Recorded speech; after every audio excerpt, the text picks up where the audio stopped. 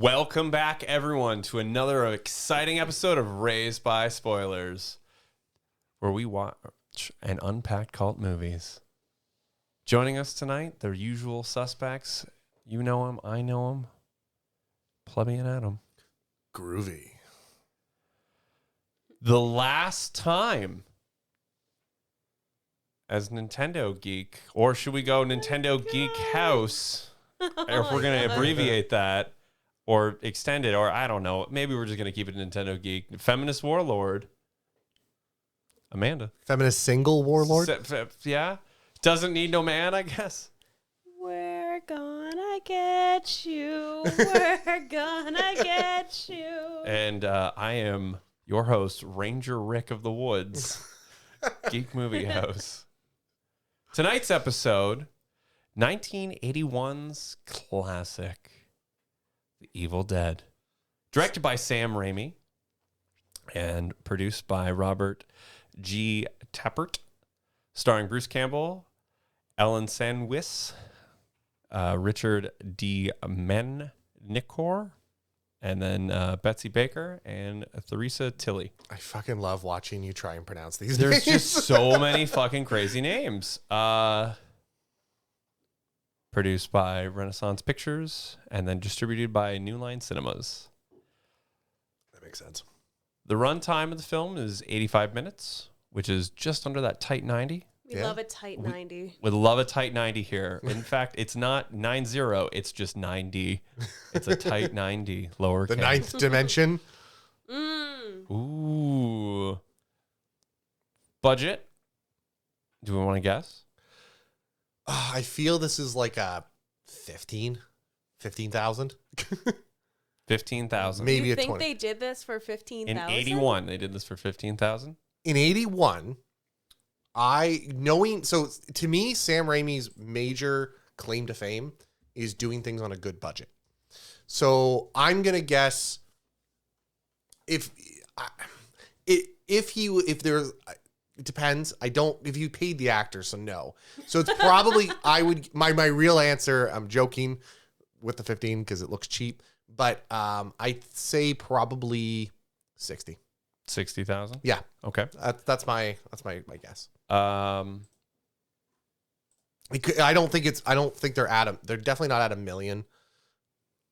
I think they could. Could you imagine if this was $1 million production? This is $1 million movie. Oh. No, so the box office or the budget itself for the film was $375,000. That makes more sense, actually. When you think about like what I just what a realized house one salary is 60,000. Right. That didn't make any sense. travel Adam. expenses, food, Yeah. for that many people. Yeah, no, it didn't make any sense. The box office budget at the time was $2.7 million. Wow. Wow. It made that money back.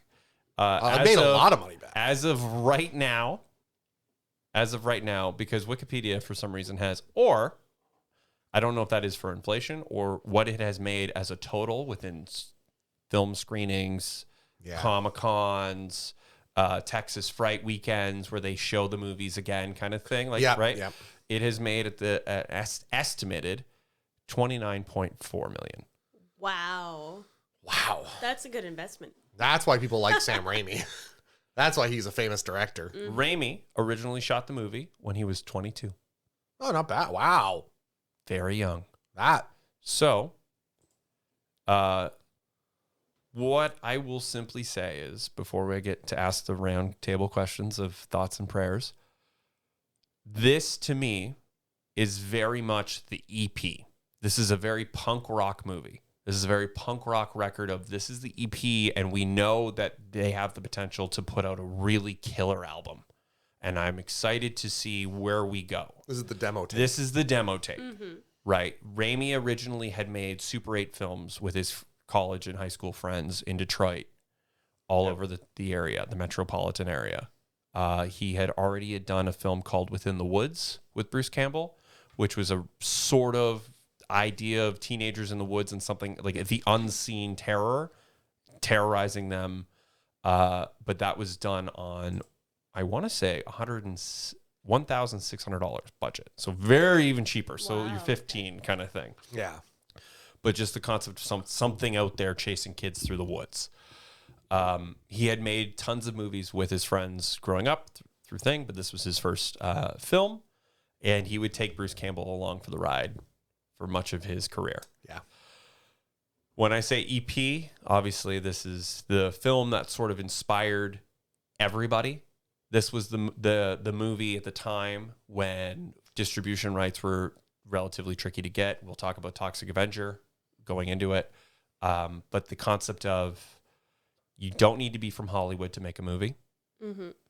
You don't need to have $1 million.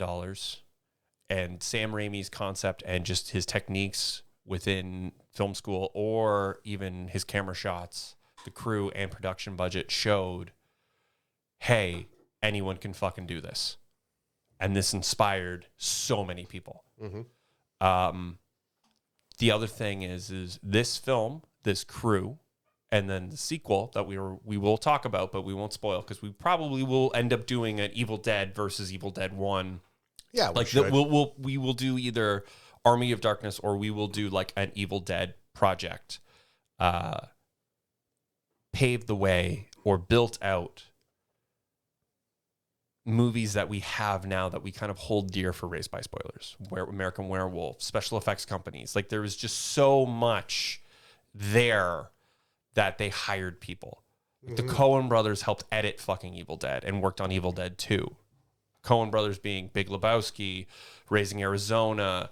The list is huge. Burn After Reading. There's so many fucking Coen brother movies. I'm not going to name them all. Yeah, here, they're but huge. There's so much. The special effects people that went on to do movies blew everybody out of the water for what they could do with what they had, kind of thing. But what did we all think? Who's going first? Amanda, let's start with you. Well, much like a lot of movies, I have seen this. Adam is the one who has not seen this version. That is correct. I forgot about this movie because the past few years, I think this is the first one you showed me, but I've been so used to watching Evil Dead 2. Yeah. It's hard to go back to this one, and it's almost like you're watching a movie without the extended version. Like we were talking yesterday, I'm like, yeah, it was like watching like Fellowship of the Ring, standard, theatrical, and not the extended. I don't think I've seen that version of that movie since it was in theaters. Oh, I have no. But looking back at how it started and like what they did and like the budget they had and the effects and the emotion they were still able to get from this movie without all the bells and whistles of Evil Dead 2 and like the extra plot points and the extra camera and the extra like budget, basically, like it's still an amazing movie. I think it's simple at its core, but it gets its point across and it tells a very linear story. Oh yeah. You have your Chekhov's cat and your Schrodinger's gun. Oh, the beginning of the movie when we'll get into the plot, but like in the beginning of the movie, it shows you the entire layout of the cabin. It shows you, okay, here are the keys. Here's the I don't know if I shed. agree with that. I still don't understand the full layout of that cabin. I don't think you're really supposed to. I Yeah. think it's all supposed to sort of be like Cthulian labyrinth. Well, I assume they wanted the cabin to be larger than it actually was for the purposes of having different rooms and stuff like that. They might have shot the same. I could understand, like, now thinking about it, there was probably 2 rooms, but they probably turned one of the rooms into like 2 shots. Yeah. But they Yeah, never they filmed showed from it. one side to the Also, other. this one never showed the kitchen. No, you never see the kitchen. The kitchen was out of it, but it showed the living room, at least 2 bedrooms. You know, there's a back door, a bathroom, and a front door, and then the shed outside. Yeah. But when Scott kind of walks around, it does a quiet, like, panoramic of everything. It kind of sets up, okay, there's something going to happen. There's an axe in the corner. You don't see the chainsaw, but you know there's... They do show the chainsaw earlier on. Oh, do they? Yeah, I didn't notice there was a it. chainsaw on the table. They actually, the fact that it was up with the sheet, I saw it originally on a table somewhere. Okay. So they did kind of set up, like, hey, that there's going to be something here. There's going to be something here. Like, it kept emphasizing the car, even though they didn't go back to the car. Mm-hmm. But, you know, it was still good to see what they could do with such a low budget with having, like, nothing under their belts. Right. And unknown Well, they fucked actors. around. Like, yeah. You know what I mean? They've got a movie camera or they rented one and they just fucked around. See, that's why I thought the budget for this was really cheap. I figured what happened was the actors mostly got paid in like you're going to get free trip. Like you're going to get paid for, your hotel's going to get paid for, and you're going to get free food. And this is going to be your first gig because you're just out of high school or whatever. Yes. And this is how you're getting paid. You're getting paid. This is an internship. You should be happy to be here. Well, he put out like ads in the Detroit paper being like, hey, we need actresses. Yeah, I figured if you mix that with, okay, this cabin is probably maybe like his uncle's cabin that he knew somewhere at some point. And then you mix that with, it's just Raimi with a hand camera. And then all the money goes towards the special effects. Yeah. Most of the money goes. That's what I assumed this movie was based on watching it. So that's what I meant by like, I forget. You made a point. I was jumping off of that. Ah, fuck it. Oh well. I'm losing it like Richie over here. It happens to the best of us and the worst of us. What do you think of Evil Dead? This is your first time, or have you seen it and it hasn't? Like what? This is one of those movies where because of the movie circles I sort of live in, and again, this is one of those quintessential movies where I know a lot about movies. Yeah, I study like I love to study movies. I love to do all that fun jazz. I love to study the history and stuff, everything. So this is one of those movies where why Raised by Spoilers exists, because there are so many movies that someone with, my love of movies should have seen. Sure. And this is one of those that I've never seen, but I really should have. I've seen Army of Darkness. Yeah. But I've never seen 1 or 2. You skipped right to the end. Well, because my friends, when I was younger, when we were high and something, they're like, wow, what movie is the most wild that you want to show someone? Yeah. It's Army of Darkness. Right. Let's not kid ourselves. Oh, yeah. So I've never seen this movie. It definitely feels cheap. You can tell by my guesstimate of the budget. Yeah. And cheap, but also expensive for 70s, 80s. Oh yeah, like, for still, sure. Like a lot of money. Bruce Campbell had to mortgage his house in order to get this movie made. He helped produce it. Oh, so he helped produce it. They all threw their money in to be like they all threw their money in. Oh. And like they asked doctors and dentists and they borrowed money and they borrowed, they sold, and they stole. So that's whatever they could. That's the relationship between Sam Raimi. That's why those two walked together for so much, because they shared in this movie. So Bruce and Sam grew up together and were friends from an early age and continued to make Super 8 projects for years. Several of those being comedies, including Clockwork and It's a Murder. Shooting a suspense scene, It's a Murder, inspired them to approach careers in horror, as it was a little bit more of a slapstick and sillier approach, right? You can have your comedy and you can have your dread. After researching horror cinemas at a lot of the drive-in cinemas, puff, puff, pass. Yeah. They would go on to write and proof concept of short films that would lead into Evil Dead. Got it. So I'm going to have a hot take right now. Uh-oh. I think the reason people love Sam Raimi is the wrong reason. Okay.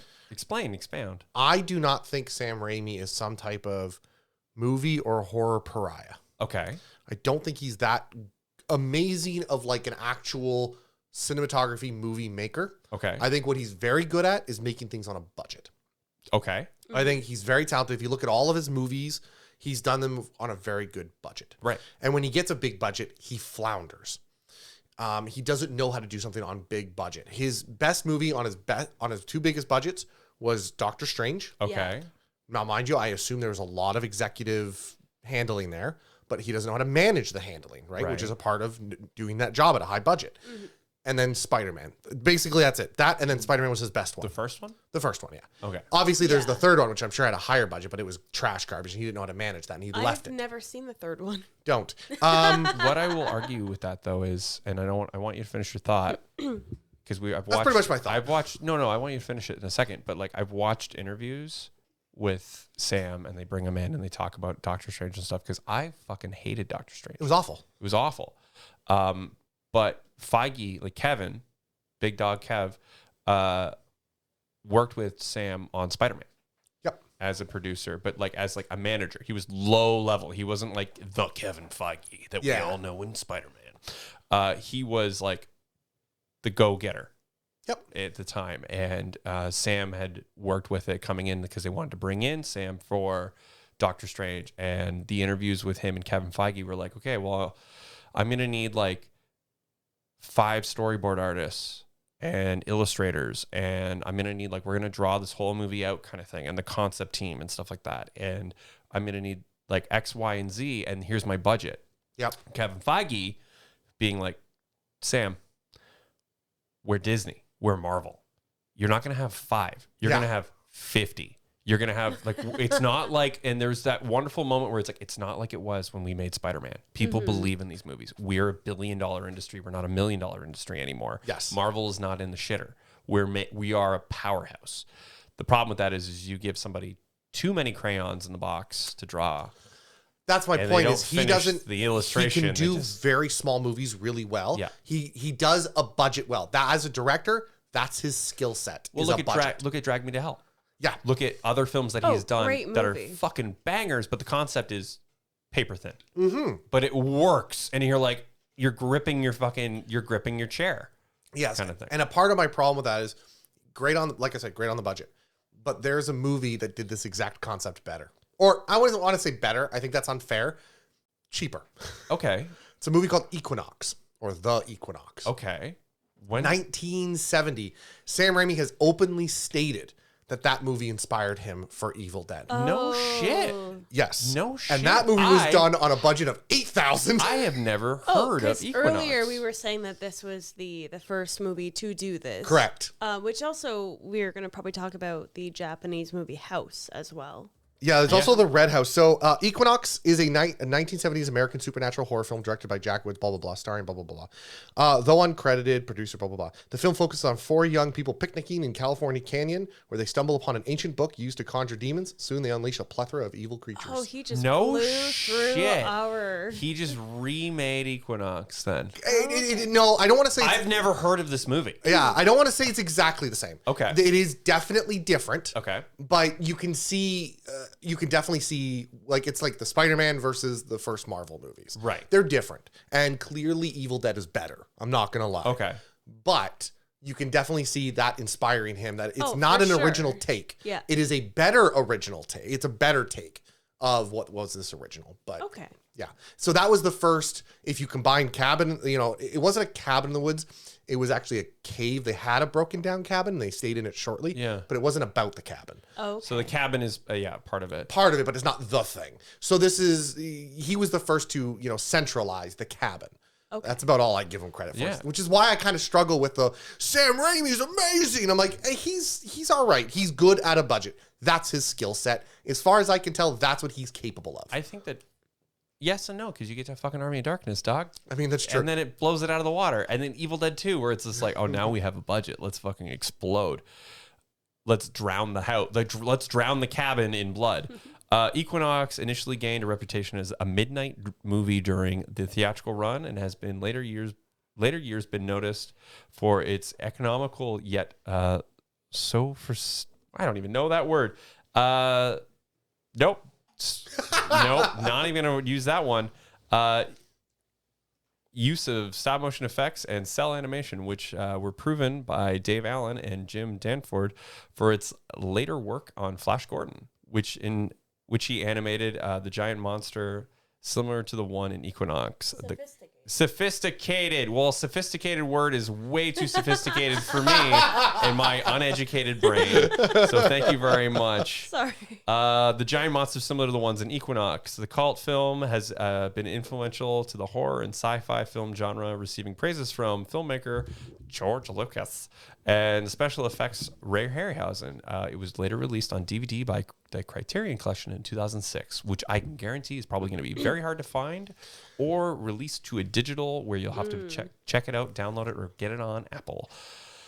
Yar har har pirate. Yar Yar har har har. Yar har har oceans. I have never where I heard- but find these things. Never heard of this movie. I definitely will be watching this, but I've Because Sam never heard of Raimi it. has like buried it.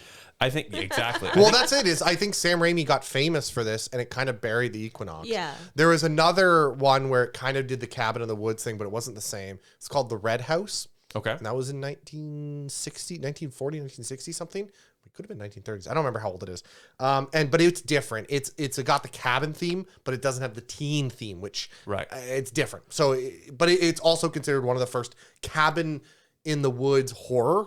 It pioneered that concept, but it didn't get the teen thing. So what I will say then with even just this concept of film is just what is it then about Evil Dead and not the second one, not the third one, or the remakes or prequels and sequels and all of the TV shows and stuff that it has gone to spawn, what is it that makes this fucking movie so goddamn special? I think it's the quiet moments. Like of like Ash pretending to be asleep, wanting to give the necklace to Linda and like being asleep. And then it just focuses like on their eyes for a good like 3 minutes of like back and forth of like just soft music in the background. And then they have that moment of like, this is cute. Or even Linda later on in the movie being like a Deadite where she has the dagger and she like steps back, takes a second, grips it, and then goes.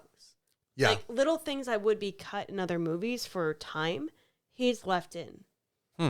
Yeah, I think this has made this is lasting legacy of Evil Dead kind of Also, thing. Bruce Campbell. Well, he's charming. He's charming. I think what held it together better is like Equinox pioneered the concept, Right. but there's like a difference between Hydrox pioneered the Oreo, Okay. right, or that whatever you want to call that type of Yes. wafer cookie. Sure. But Oreo perfected it. Yeah.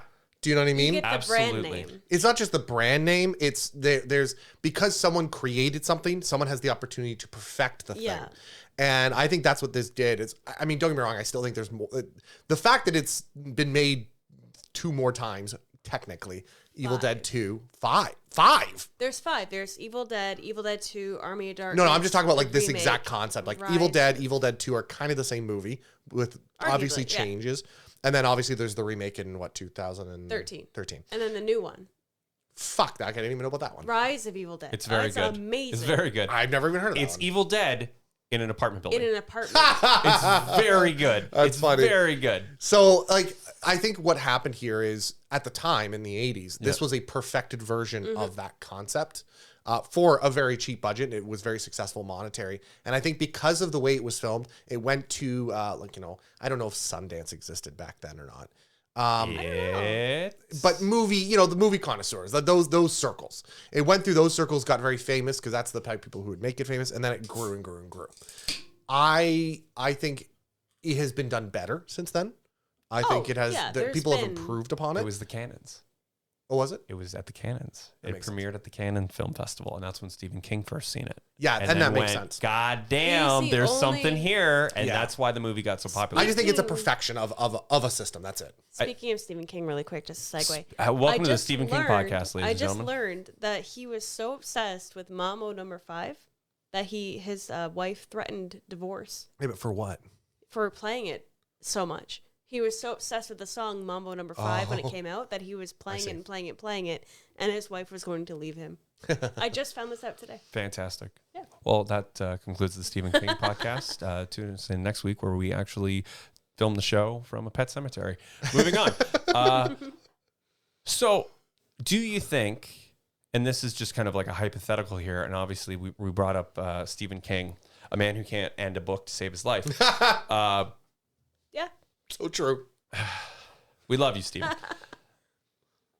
Do we think that it almost hit at the right time where the idea of a B movie, the drive-in, the film, was the movie you've seen after the actual movie that you wanted to pay, you paid to see? Yeah. Right? The B horror movies, B sci-fi movies, even B romance and stuff like that. Like the Grindhouse, the tit flicks was the midnight drive-in. The kids Yeah. have gone home with their parents. Now it's just now it's just the teens left over. You have paid to see Star Wars or any of these movies, and now we're going to show you one more thing to just try to sell old popcorn and flat pop and old candy bars so the teens can smoke weed and jerk each other off in the audience. Yeah. And that is the B horror movie. It's schlock. But within that 60s and 70s per se, no one was really paying attention because they were all stoned out of their mind or getting hand jobs. Well, Right. this movie, it does follow a plot, and definitely if you like pay attention to the whole thing, you pick up on things, but you don't really need to, like, I watched this distracted when I was only looking over every like minute, and I was missing a lot, but I was still hearing it, and I could still follow what was happening, Yep. even though I missed probably half the movie visually. So this movie, as long as you pay attention half the time, you're still going to understand what's happening. Right. True. I think that's actually That has a very, I hadn't considered that angle, and I think that makes a lot of sense. People were starting to pay attention. Yeah, and that's There's all of a sudden, there's a genre that people, there is maybe the nerd sitting in the front row that doesn't have a date that's there for the shitty movie. well, the drive-in theater sort of stopped in the 80s. Yeah. Right? It started to wane in the late 70s. It dwindled. Yeah, yep. It dwindled. The mall. The mall. The mall, The right. mall. Yeah, Yeah. all that fun jazz. And so I think you're probably right. Those schlock movies that used to just sort of be filler. Yep. Where people, they didn't think much of it because it was exactly that, filler. What was happening is kind of like we have a generation right now that's sort of pining for the 80s, or at least the glitz and glamour and the neon signs of the 80s. People in the 80s were pining for the schlock of the 70s and 60s. Also, I think this was because we watched a lot of old horror grindhouse movies on like Amazon, and a lot of Shout out to you, Tubi. Yeah, Tubi. A lot of it is softcore porn with plot and maybe like a serial killer. So I think this being 1981 kind of separated because this has little to no nudity. Like, granted, that one scene. A lot more than I was expecting. Yeah. But, you know, not like we watched old videos where it's like, oh, the camp counselors and they're all like 18, 19-year-olds and they're going and just literally softcore porn. Yeah. And then they get brutally murdered. Yes. Like, you know, I don't know if Halloween was out by now. Halloween was Halloween out. would Yeah. have been out, yeah. So this 79. kind of separated from that, being like, no, we're going to do a horror movie with an actual interesting plot, not just softcore porn. Well, look at Toxic Avenger. Toxic Avenger, for Yeah. the most part, sets up and begins in a gym. People are working out. I don't know much about that movie. Oh, we will do Toxic we'll Avenger. do Toxic Avenger. It's fantastically bad. Oh, It's I've only really, seen really, bits and really pieces. bad. I've not seen the whole thing. But just like Evil Dead, they generated and fundraised funds to make a movie, and it skyrocketed and exploded after the market became VHS rentals. Got it. Evil Dead was this weird, like Evil Dead 2 is technically unrated. Really? It was before the ratings. No, they had to get around it because of the amount of gore and stuff. Oh. So we'll get into the story of Evil Dead 2 Once another we get day. there. But the concept, pretty much in a nutshell, was Paramount or Universal wasn't going to release it. So they had to come up with another studio that Raimi opened himself with the money that he made from Evil Dead 1 to release Evil Dead 2 and avoid the ratings board as an unrated film. But all of a sudden, it's 1980 whatever, and your VHS has unrated. Yeah. And you don't know what you're going to get. Yeah. That's almost more special. It's the backroom porn section. Yeah. And all of a sudden, there's a demand. Evil Dead, Toxic Avenger, Cannibal Holocaust, any of these old fucking weird off the wall 1970s Christopher Lee Dracula movies where Dracula's orgy at his fucking haunted castle, all of a sudden, like, you don't know what you're going to get. There could be Dracula's having a fucking orgy. Oh my God, we got to watch this movie. Yeah. Even though it's nothing, it's mirrors and some nipple. You know what I mean? Like it's They're just pulling you into it. Right, absolutely. So I think it almost hit at that perfect time that it just exploded with, like, I can't name a movie like Friday the 13th, but I can't necessarily name a movie where they dump a bucket of blood on the guy besides like The Shining. Before we get not on top of my head. like House. But House was like Japanese import, wasn't really released in America till True. later on. Before we got Johnny Depp in Nightmare on Elm Street getting sucked into the mattress and then the blood everywhere. Like before, it's almost. Oh my God, I forgot that was Johnny That Depp. was just like his first movie. That's his introduction, yeah. But like before we got like the direct to DVD or direct to VHS horror movies. Direct to, like, there was this sort of inspired the anyone can make a fucking movie. Oh yeah, and let's do it kind of thing. And the thing is I think what I will give Raimi in this one, and I like I said, I don't give him a lot of love, but one thing I will give him love is you mentioned he was 22 when he made this. He made this 22. That to me is he showed a clear and strong knowledge. I'm one of those guys where I'm very scientific about my movie making.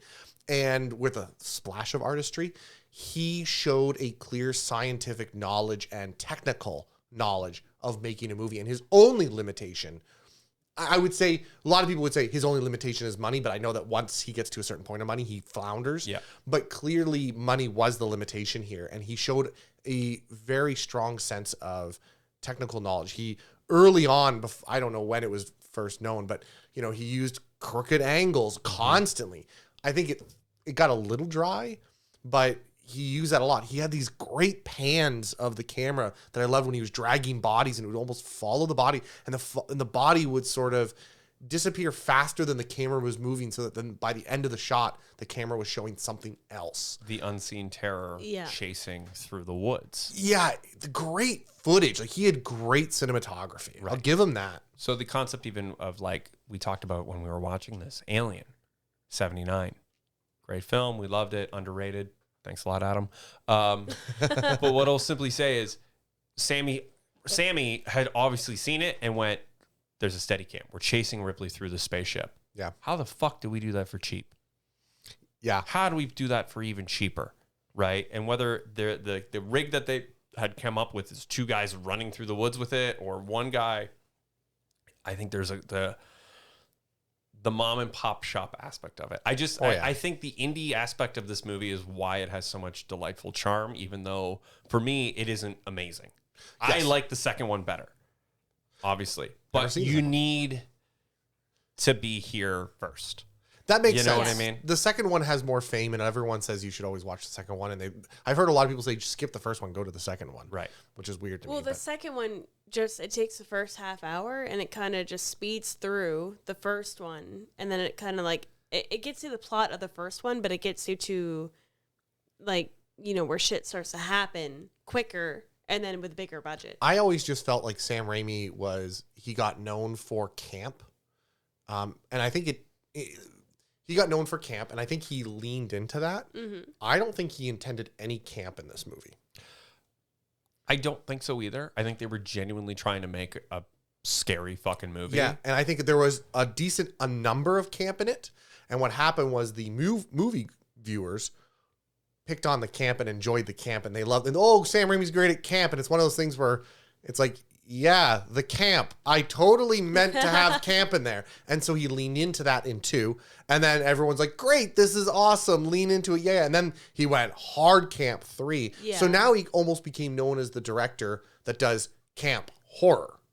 Right. So not camp as in like campground, but campy. After Evil Dead, he would go and do a movie called Crime Wave, which was filmed in Detroit and what is best described as a live action cartoon. Almost like a Dick Tracy. That makes sense. Bruce Campbell doesn't star in it, but he is in the movie. The film itself was written by the Coen brothers and directed by Sam Raimi. Wow. So he knew the Coen brothers when he was young. I think the Coen brothers helped edit this movie. Oh shit! Really? Yeah, dude. Like, this is the fucking team that they were all boys, and then went on to go do stuff. Holy shit! I wasn't being like facetious when I was like, "Hey, this was the right room of people who were reading Fangoria and smoking weed and like hanging out that would go on to do these incredible things." This is like the nugget of a bunch of young creatives who eventually grew to be greats in the industry. We have no money, but we just want to make a movie. The origin of the next generation of greats. Right. Wow. That's why Evil Dead is so important. That explains it a lot more. And that's why I call it the EP. Yeah. Because we are starting with these great directors and musicians and craftsmen to go explode and to do other things. I see how the journey happens now. Stephen King had seen the film at the Cannons, wrote a big review. Fangoria did a big write-up for it. And then that year later, Raimi would shop the movie around, so it wasn't necessarily a wide release. Mm-hmm. So the movie would come out at the Redford Theater, which is about 20 minutes outside of Detroit, which is 40 minutes away from us right now. I didn't realize he was a Michiganer. He's a big old Michiganer. He's from Royal Oak. The Redford Theater is a very cool, atmospheric, sort of Chinese architecture inside. If the Redford Theater sounds familiar to anybody, it is the movie theater that is seen in the film It Follows, another very low-budget film that filmed in Detroit. Yep. It's got the old classic organist that plays. Instead of trailers, you get the person playing organ music, and then the movie comes on, and they pull the curtains aside. It's a beautiful, beautiful theater. If you're ever in Michigan, make a visit to the Redford Theater because it is spectacular. The Redford Theater itself, I think right now is showing Ferris Bueller's and Gremlins at the time, but they'll probably do something for Halloween in the coming weeks. Okay. They're one of those old ones. They don't necessarily have the newest movies, but they stay open because it's a historical site. That makes sense. So, what did you guys think of like the opening starting where they have like the cars driving? They're trying to build the tension with the unseen horror, I guess we'll call it, and like the two cars coming out, and they've got the tension building. He's got the map. Lazy Mary. The Lazy Mary truck. Yeah. First of all, I'd like to look at all the vehicles, but I guess I'm just that kind of guy. Loved it. I think it's interesting to see them drink. Amanda had said they were drinking and passing around mason jars. Well, I'm like, why the heck are they drinking a mason jar? Of like, who is this guy on a road trip drinking a mason jar? But then when we looked into another video, it showed like kind of like a behind the scenes, and locals in Tennessee were just giving them moonshine. They were so happy that a movie was being filmed in their neighborhood that they were fucking happy. I'm like, why is it in a mason jar? That's so weird. It's water. And he's like, no, you're just drinking moonshine as he's driving. So they're half in the bag Tennessee the entire time. moonshine. Wow. Yeah. Okay, let's keep going with the show then, because I got another like All right. clip. So I kind of like the slow buildup of this movie. Okay. It's one of those things where you do the first quarter, the first act of the movie, the first quarter of it, effectively, or 1/3, I guess, is just build up and setting up the scene, and it's doing a metric ton of fake out horror. Yeah. So that you're still in it, but you're like, when's it coming? When's the real one? When's the real one? You never quite know, so that when it does happen, it's supposed to be shock. Yeah. And I think that was a really good build up that even today, that pattern and that timing is kept. Okay. So I don't know if he was the first to do it, because I don't really remember the timing in Equinox or anything like that, or any of the other horrors, but I felt the timing of the setup of, just the chair banging against the house, this You one immediately noise. know something's wrong. Yeah, and they've got everything tilted, and the colors are this kind of like the car. I don't know if they purposely chose it, but the car is like this like sickly color, sickly yellow, tanny kind of color. The forest is all brown and dead because it's fall, but so we know something's wrong, but also we accept it. I think it would have been a different tone if they filmed it in the summer. Oh, for sure. Yeah, it would have been all green and lush and like, oh, nothing can go wrong. But I don't think it would have had the same effect as like a September, October. Yeah, everything's dying attitude. Yeah, I completely agree. I do find it. I mean, don't get me wrong. I'm one of those guys where if I came out to a cabin like that, I find it weird that there's no one in my life that we'd be like, we're a bunch of horny teenagers. We're going to go to a cabin. Like, no one's going to this cabin where you can hear everyone and there's one big room pretty much. And everyone's like, we're going to get our fuck on. Like, no one's going to feel like that ruined good on them for trying to make something fun that clearly went sideways, where they got the shit Airbnb. Yeah, they got the worst Airbnb. Yeah. Well, they were making fun of in the beginning, being like, this is going to be a pit. It's going to be run down. No one's seen it? seen it? Like, what the heck are we Who going? did we borrow this from? It's a 9-hour drive from Tennessee To Detroit. It's like a 6 to 9 hour drive from Detroit to Tennessee. So they went really out of their way. Yeah. For sure. No, I like their little creep outs. I really loved the scene where, was it Shelly? Shelly is sister. Cheryl. Cheryl, okay. I knew, Cheryl and Shelly. Cheryl is the sister. Okay, so the sister, Cheryl, where she kind of gets like temporarily taken over and she starts drawing a book. Mm-hmm. I loved that. That was great. She's like grinding the paper out. Yeah. I thought that was great. I mean, don't get me wrong. It's kind of weird that, I guess she's the only one without a boyfriend, so she's going to be the one drawing while the other ones are fucking in the back. Well, that's why I was wondering if they were art students, because I know Michigan State has a really good art program and theater program, because they were all singing in the beginning and she's drawing. And then later on, I think Linda, like, she got like the necklace. I'm like, is she an archaeologist? Like, I'm just trying to wonder, like, what are their majors? If they're all from Michigan State, Yeah. Well, Bruce himself tries to do, so Ashley, Yes. tries to speak Greek.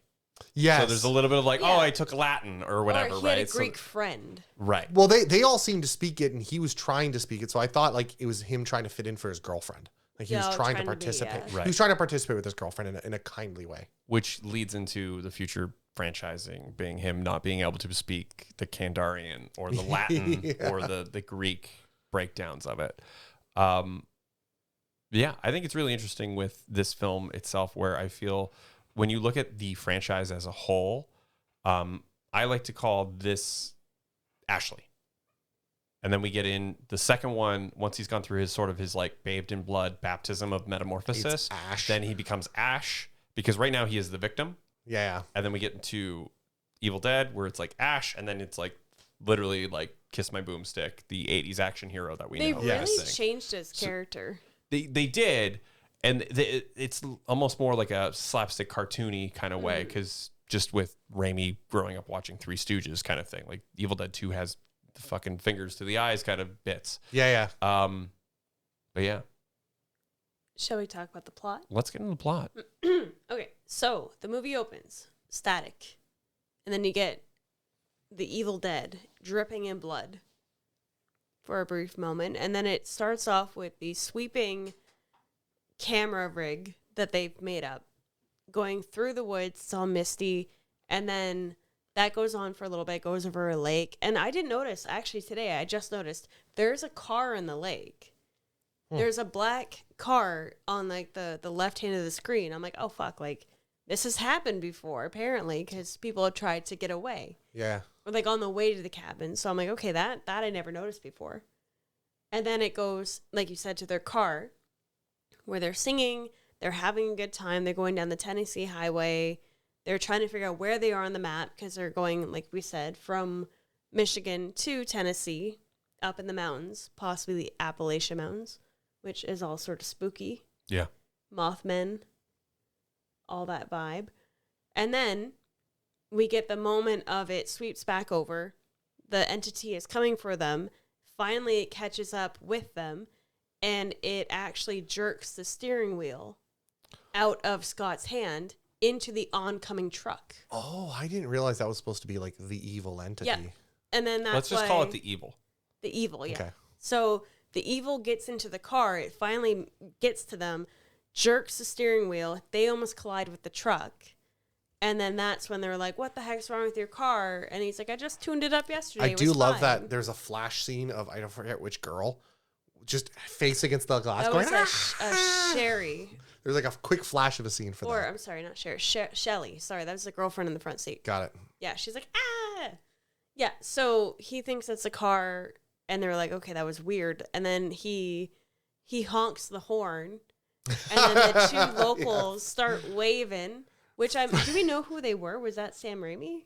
I think that was Raimi's brother. Oh, okay. Because it's two local guys, and they're like, fuck you, I'm not waving at you, go to hell.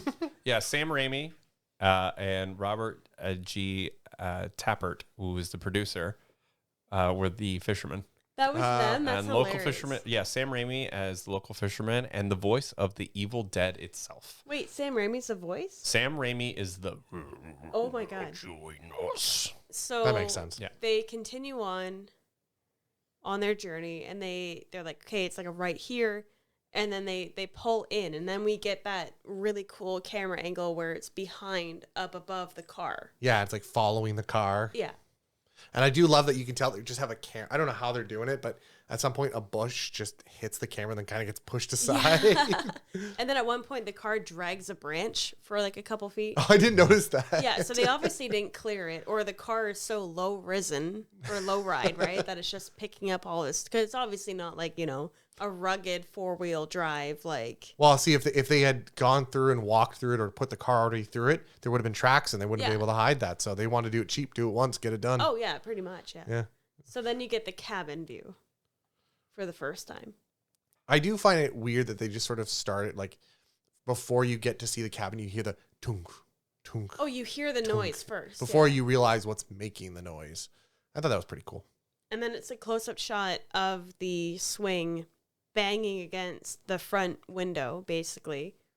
And then it shows Scott getting out. And then he's the one that's kind of, I'm assuming he's the one that's rented it. He's the one that's been in contact.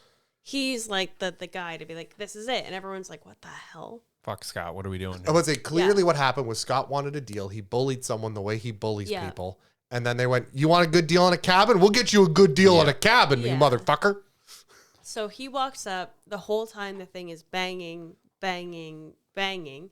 He goes up. He's looking at it, and it's this cool shot where he looks back, and you can tell like everyone's just waiting for him and looking at him, and you can tell he's getting further and further away.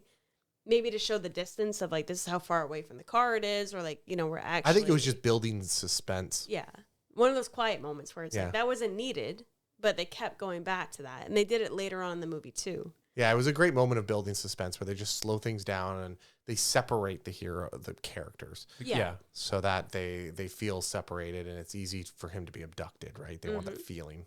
So the cabin used in the film sets lodged all 13 members of the crew. The several people sleeping in the same room. Hotel. The living conditions were terrible, and the crew frequently argued. The cabin didn't have any plumbing, so the actors went days without showering and fell ill frequently in the freezing weather. By the end of the production, they were burning furniture to stay warm. So there's a reason why the place is so trashed. When they start throwing Ash or Bruce Campbell into bookshelves and stuff, it's like we're gonna burn it because we have to fucking heat the place. Yeah. Wow. Yeah. How is this 300,000? Not that they ran out of money, but I don't know. Wow, that's wild. Keep going, Amanda. We get a great shot of him looking for the keys. And I don't know if it's when he touched the keys, because he had that overhead shot of him like looking for it. He got the keys, and then I think it's when he touched the door, the banging stops. Yeah. So Like it's an abrupt stop. the house knows someone's there. Yeah. Because the house is just as involved as the entities that Yes. are around, right? So obviously we know that there's something in the woods already, just free, right? Just waiting for someone to go to unleash everything else. Mm-hmm. So he gets the keys. He's like, oh, it's one of these. And they're just like, okay, open it. And then it takes him a minute, and then they do this great thing where he like does it, and he does this really dramatic like click. But it doesn't really make a noise. It's just like he just did it really hard. Yeah. And then it opens, and it's like, okay. And then we get one of my favorite scenes is when he's just quietly, he gets in, you see the fog, you see like the dust, and no one's been here for decades, presumably. Presumably decades. And then he kind of walks around, you do the pan, you get the living room, you see the hallway down to the bedrooms, and then he kind of like is walking around just quiet. Like it's really slow music. He goes to the shed. You see all the chains. Like you said, you've seen that the axe was at the door. You see the chainsaw. You see the table with all the chains. So you can assume that that's going to come up later. You hope so. Yeah. The Schrodinger's gun, per se, right? It's Chekhov's cat and, And then also, Schrodinger's too, gun, with baby. the keys above the door, right? That's going to come up later, too. And then you see them goofing around, taking everything out of the back of the car, being like, oh, yeah, we're just, 5 sexy college students. We got one flashlight and a game of Twister. Yeah, What pretty could much. happen? And then after that, it cuts to, once they get settled, it's Cheryl in the front room, right at the window where the bench was slamming against, drawing the clock, the iconic clock of the cabin. Yeah, she starts sketching the clock, and then we have the evil. It approach. stops the clock. You kind of get a layout as they walk through this I'm having a fucking hard time talking today, folks. Cryptic? Cabin? No, cryptic. It wouldn't be a cryptic cabin. I'm so sorry, everybody. I had a brain fart right there. You kind of get the layout as they enter the cabin and start opening all the doors and the windows and airing the place out. Like, oh my God, like, what is that smell? Like, oh, what it's the hell? musty. It's musty in here. What, like, So it's Scott and Shelley in a room. right. Next door to them is Cheryl. Yeah. And I don't even know. It never really shows Linda and Ashley's room. Presumably a lot of their scenes are in the main room. Right. I assume they were, because there was 3 beds in Sherry's room. So I assume it'd be 3 to that room, 2 to the other one. Mm-hmm. Yeah, okay. Because the other 2 were the classic horny teenagers, the jock with the... Oh, so they were probably in the same room with the sister. Yeah. Yeah, okay. Yeah. So you get the lay of the cabin, and also I think it just shows that Sam Raimi being like, hey, this is this is an actual cabin. It's not like, a production stage. Like, this is it. Yeah. So it shows like the spaciousness of it, right? When they first found it, they had to go in and completely clean it out because it was covered with animal feces and stuff. Sure. Like the cabin So it's itself an had been actual abandoned for That's years. how it was looked an when they actual found it. abandoned Which cabin. makes sense because it looked like it wasn't. Yeah. So they're like, they've really had to do very, very little to change it up. What threw me off with this one, too, is how much plaster was on the inside because of Evil Dead 2. It's all the wood slates. They keep it wood, where this one, it's like, oh, someone actually lived here. It's insulated. Yeah. Yep. That makes sense. Well, it's because it was a real cabin. Yeah. At the end of production shooting in Tennessee, the crew had put together a little time capsule package and buried it inside the fireplace underneath as a memento for the production and to whoever found it. The cabin has since been destroyed. Teenagers rented it out and partied and ended up catching it on fire 2 years after the film it was filmed and not released. So as it was, So they being didn't do shopped it around, knowing that it was the movie. right? Oh, They didn't know. So teens actually went and did And the burned exact the fucking thing. place down to the ground. Wow. Oh, that's sad. So in the later films, they had built it on a soundstage, and you definitely can tell Yeah. because of that's where the practical effects wooden wise and comes stuff Got like it. that kind Yeah. of thing. But So she is sitting drawing the clock. The clock stops. She's looking at it, being like, what the heck? And then also, too, the wind is coming in and blowing into her, and you can start to see her breath, which is odd. And then she basically rips off the clock drawing and starts with her demonic hand. Now it's all white and veiny. Yeah, it had like black veins. Yeah. She starts crudely drawing what we know now as the Necronomicon, the Book of the Dead. Book of the Dead. And They then had a different she's- name for it this time around. They Named it, they called it something in Latin, and they call it, which translates to the Book of the Dead. yeah, I forget what they said. The Notarum Demonto, which is the That Sumerian sounds about version of the Egyptian. listen, let's of be the careful Book with of what the we Dead. say in the microphones right now. Yeah, okay? we're not going to repeat the connotation. But so she's looking at it just horrified, being like, "What the heck did I just draw?" Never mentions it. Yeah, To there's anyone. a lot of And then okay, the but cellar door in Yeah. front of her starts bumping, and she is looking at it horrified. Never Never says it. mentions it. Well, the thing is at that point, okay, this is a part of what I've got with the movie is there's a level of maybe you should have mentioned this, but at the same time, it's I'm going nuts, and I'm going to tell she's these like, people did right that now. really Yeah. happen? Like I'm going to tell these people that because they're not high at this point. They're not, they're not drunk.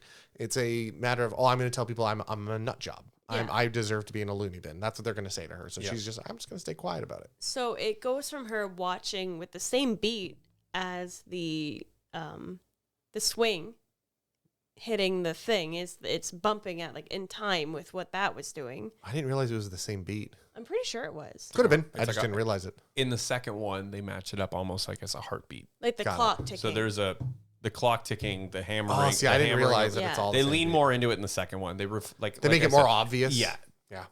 And then it hard cuts to them blending whatever red drink they're blending in well, the. it's almost like they're making margarritas. or Yeah. whatnot. I don't know It's if like a it's a weird. It's like a sex on the cherry beach. margarita. Yeah, it's like a, or, yeah. it could be a daiquiri. A daiquiri. They're probably having daiquiris. You're right. Bruce Campbell strikes me as a Think of the big 1980s. daiquiri man. what was popular in the 80s? That's true. Well, I mean, we met Campbell at one point, We and did. he also was like, "I don't like beer. I drink tequila," which is fine. Yeah, But- because so we yeah, don't know what probably they a were daiquiri drinking man. because they were drinking out of a decanter. So They got like a crystal decanter A on their vodka. camping trip. yeah, it's a lot. They of, brought weird stuff as teenagers. They brought whatever they could get out of their It was parents' like a bowl house. of salad.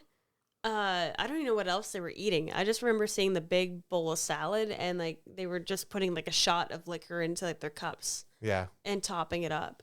which is interesting because like you almost get. I mean, now looking at the budget and the restraints that they had to do this film, it's interesting that they didn't lean so much hard into the partying aspect. Yeah. Like there wasn't cases of beer. Like there wasn't that classic like, oh, we're gonna get drunk and stone and Like I screw. said, this is what made it different than the other grindhouse. And that was the thing. And that's the funny thing with like the difference between the musical and this film. With the musical, it's like the guy's carrying cases of beer and the guy's like, I got a giant bag of grass because we're going to get Got it. stoned in the woods kind of thing. And like, that's more of like, that's why we're out here.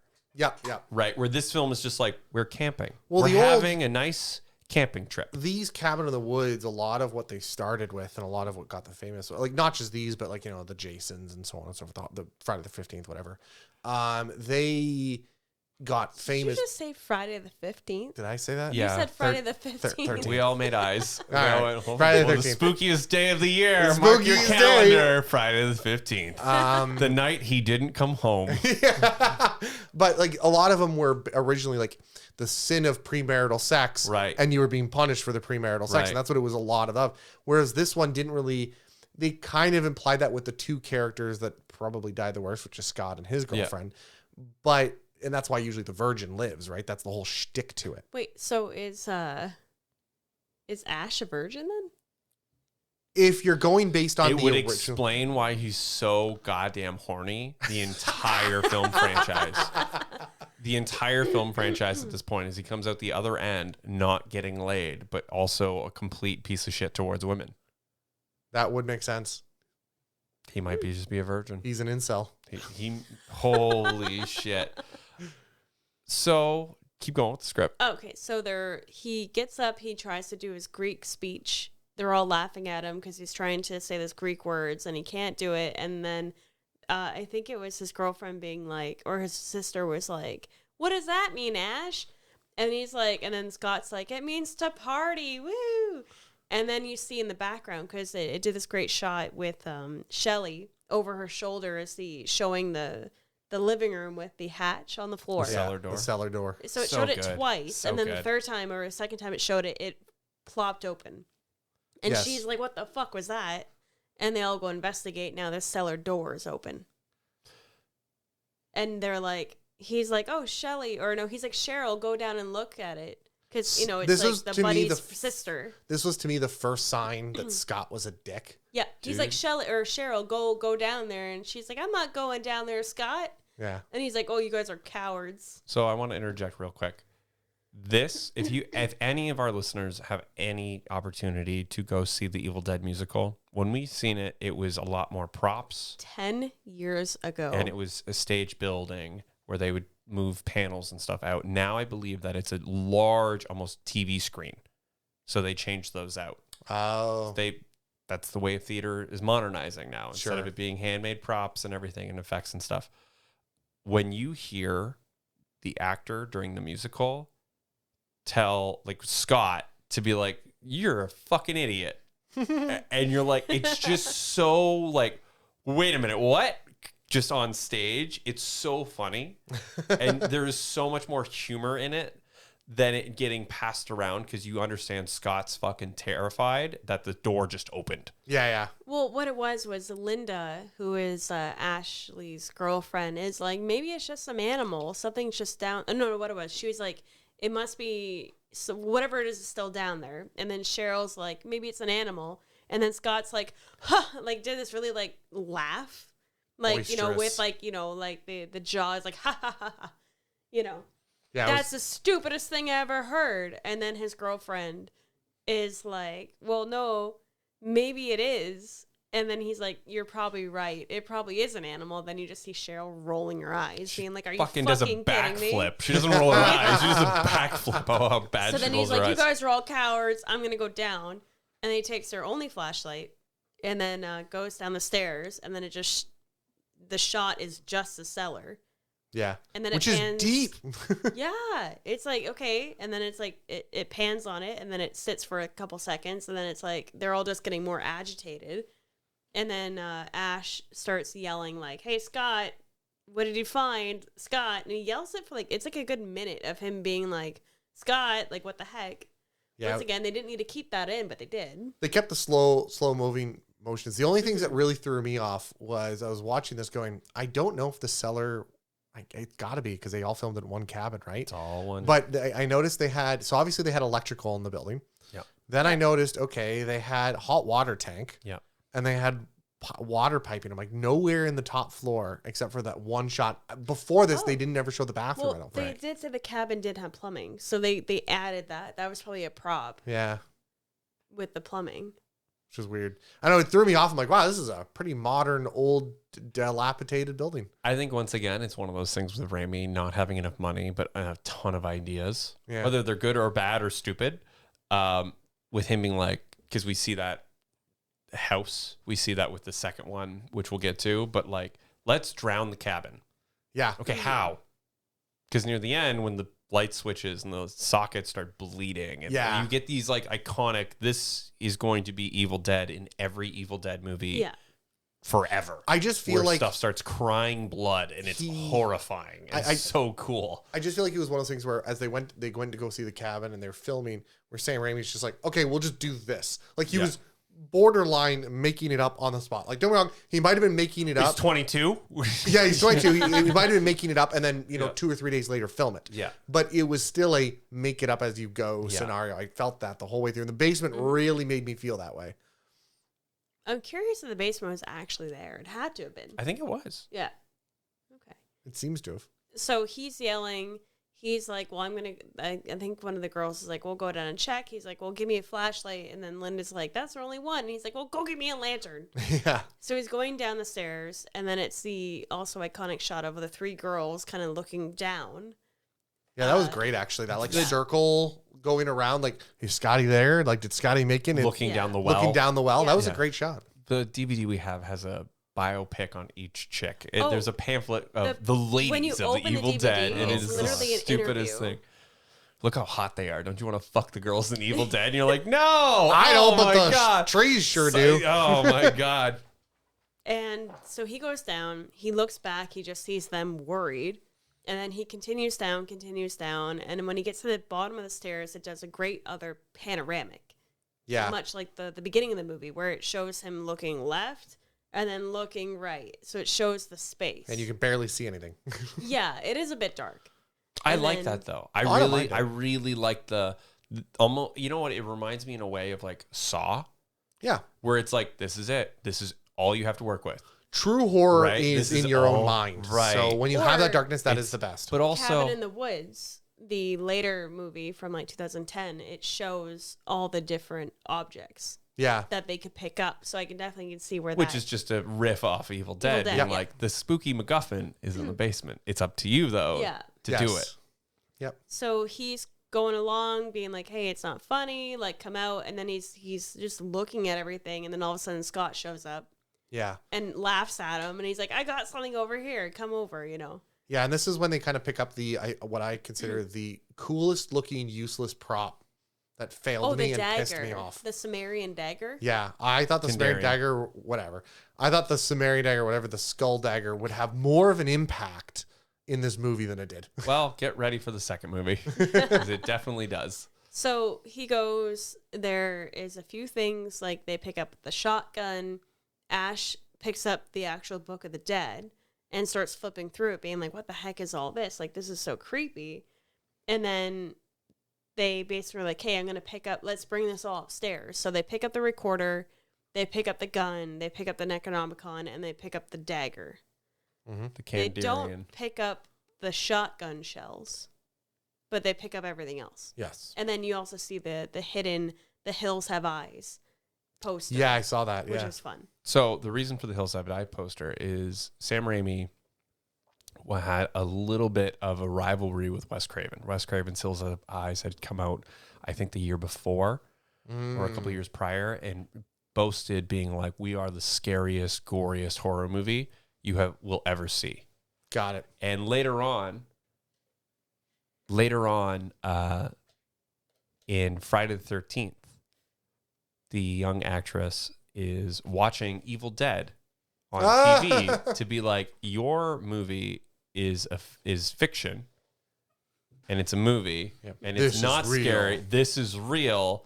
And she falls asleep before Freddy attacks her.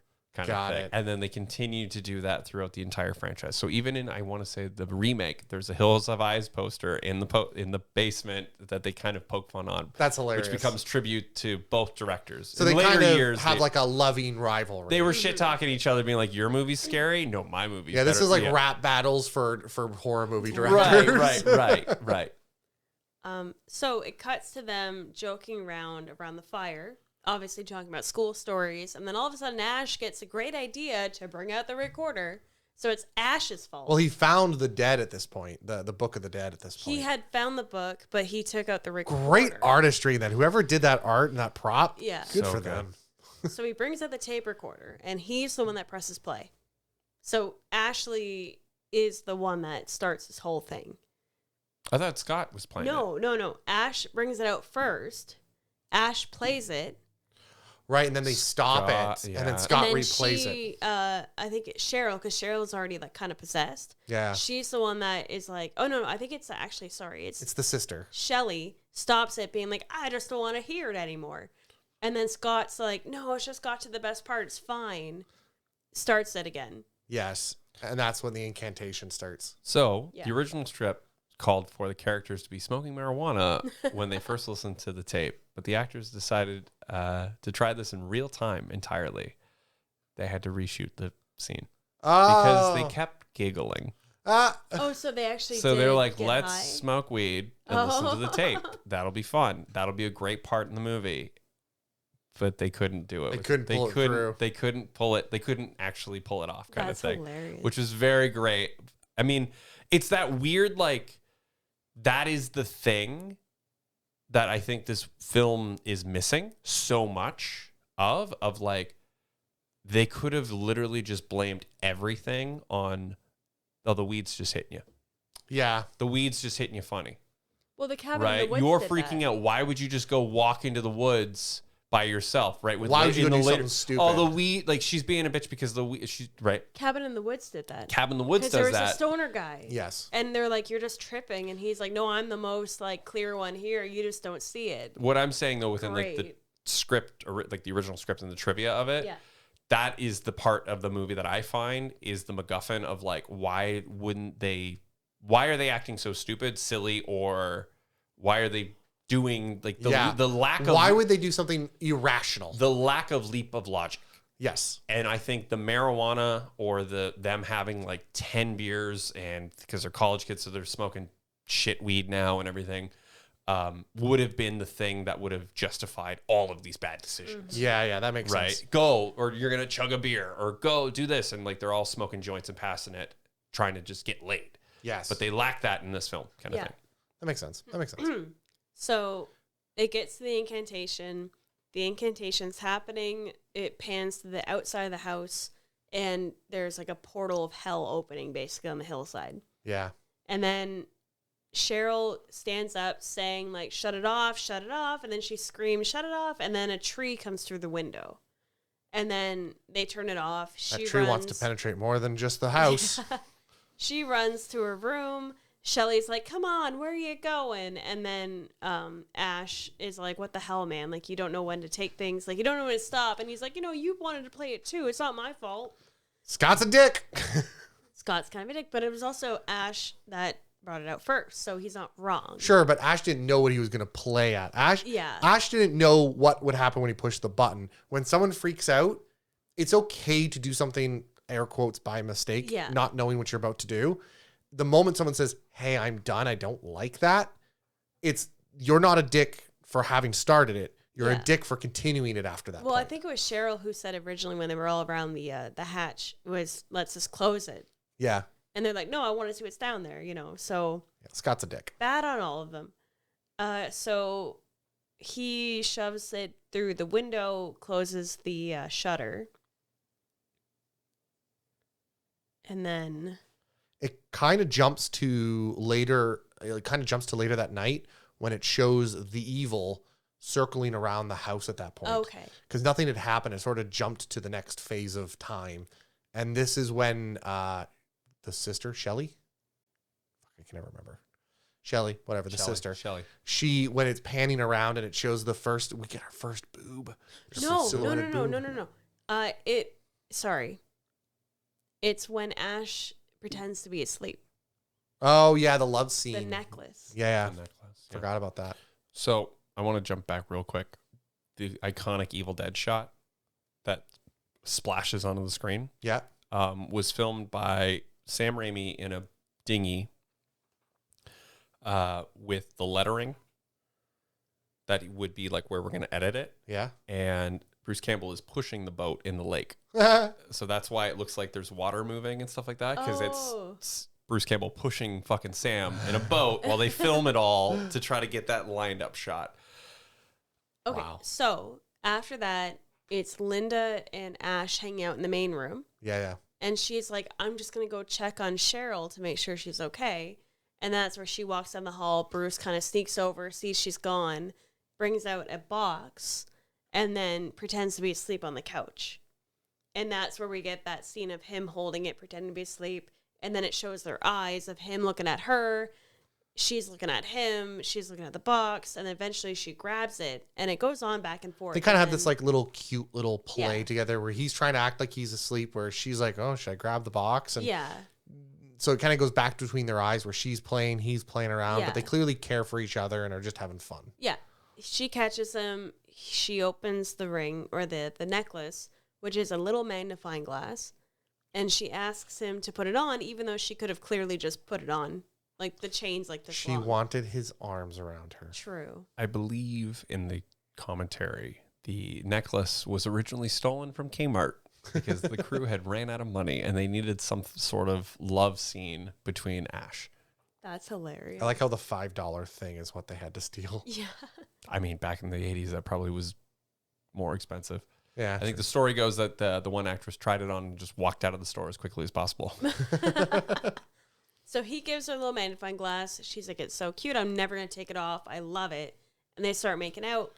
And then it shows what it you pans were away saying. from them outside the house with the Yeah. evil panning through to the other room. Shows the other two getting ready to have sex in like a red room, which is Yeah, weird. they have a red light bulb for some reason. And then it pans past to Shelly, the sister. Cheryl. Whatever. I can't get these two straight. I knew that was going to be... Shelly is Scott's girlfriend.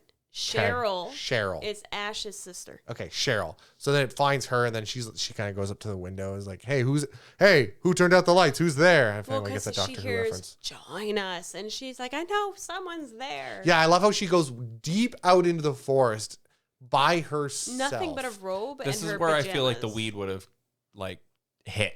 Yeah. This is where the MacGuffin of marijuana or the pot being like, hey, this is the reason why. Yeah. Where did she go? She had to level out. Yeah. Don't worry about her, man. She just had to level out. She went for a walk, and then she comes back, and nobody believes her because they're all stoned. And like, you're not quite sure if it's an hallucination or it's like the evil bong or some fucking like, you know what? Yes. No, you laugh. Evil bong. Evil bong is a movie. Oh God. Oh, it's great. Or devil grass. Or devil lettuce, devil grass. It's fucking bananas. But yeah. I just think this led to what I consider one of the worst scenes in this movie. Mostly just because it's like, it didn't age well in my mind. It didn't age well in No. 2016 when they remade the movie. So, content warning here. We're going to talk about little unconsenting. We'll just call it Rape? druid rape. Druid Yeah. rape. So she goes out. She's like, I know you're out there. I heard you in the cellar. So she was already possessed. Like the Deadites were like, this is the weakest person Yeah. from the beginning. So yeah, she unfortunately gets wrangled by the dead trees. Things happen pretty quick. Yeah. She gets all scratched up. They take away her clothes. Some say the clothes are still trailing in the forest. Oh my God. Well, no, I mean, it's just funny. Yeah. It's funny that it showed them taking her clothes and then it just kept going. You just kept pulling it away.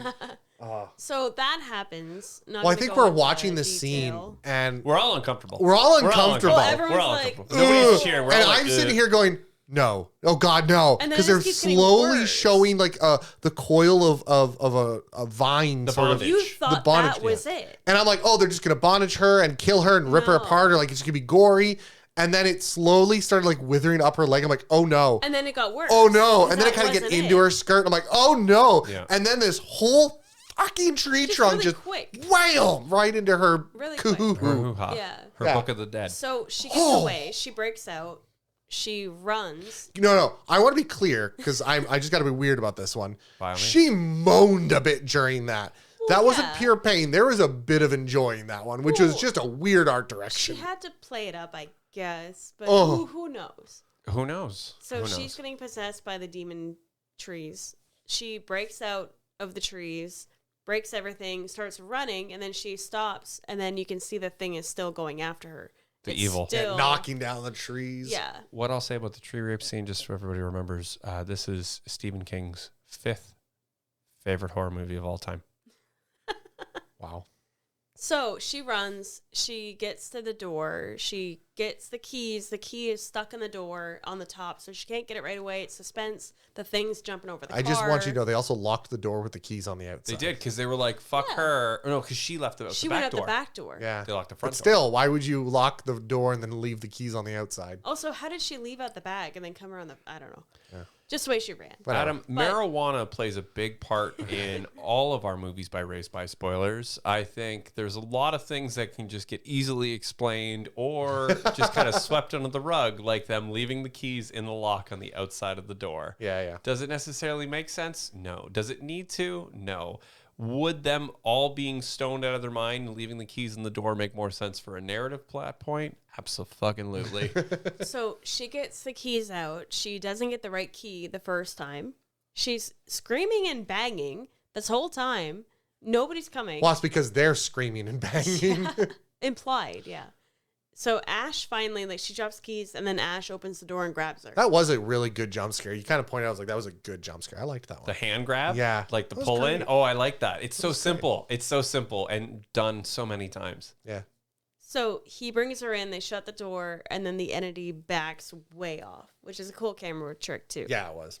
And then they're all calling her crazy, being like, "There's nothing in the woods. What did the like, what would have done this? Like, you're being hysterical." You were like, "Oh, I can't believe they're victim blaming her." And I said, there is logic to this because in our world, if we went camping one day and I came back with cuts on me and I was like, "No, the trees attacked me, tied me up, and raped me," you would have been like, "So where did you put the LSD, Adam?" Yeah, so I get it, but they're just totally discrediting her, being like, "There's something out there. There's something out there." She's like, "No, I have to leave right now. We're leaving. I want to go."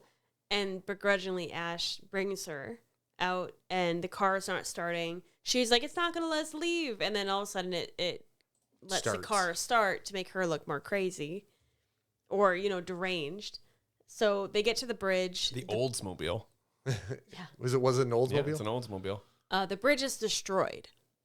Yeah. The bridge is totally crumpled up. Like, obviously, it didn't just collapse. Like, something, like, crushed the bridge. The Delta 88 Oldsmobile. Oh boy, it's a nice car. 88? 88 was 78. It was 73, but it was called the Delta 88. Oh, okay. Not the year. Anyway. So they get back, and they don't tell them that the bridge is out? Well, no, let's stop No, for they a told second. them. The bridge itself, you're forgetting. You're very close. The bridge itself is crumpled up almost like a hand as it is that's why I said crunched. The something- metal is like a huge Yeah. gnarled claw, which makes absolutely no sense because if the bridge was to break, it would fall apart. It's it a wouldn't wooden curl bridge. up. Yeah, but this is demonic. This is evil. Of course it's demonic. The evil itself chasing, I just found the fact I was looking for, was 2x4s with Sam and Bruce Campbell on either side of the camera rig running through the woods. That makes sense. Oh. So they sped up the footage as these boys ran through the woods with the cameras on pretty much a wheelbarrow. Yep. That makes sense. That's hilarious.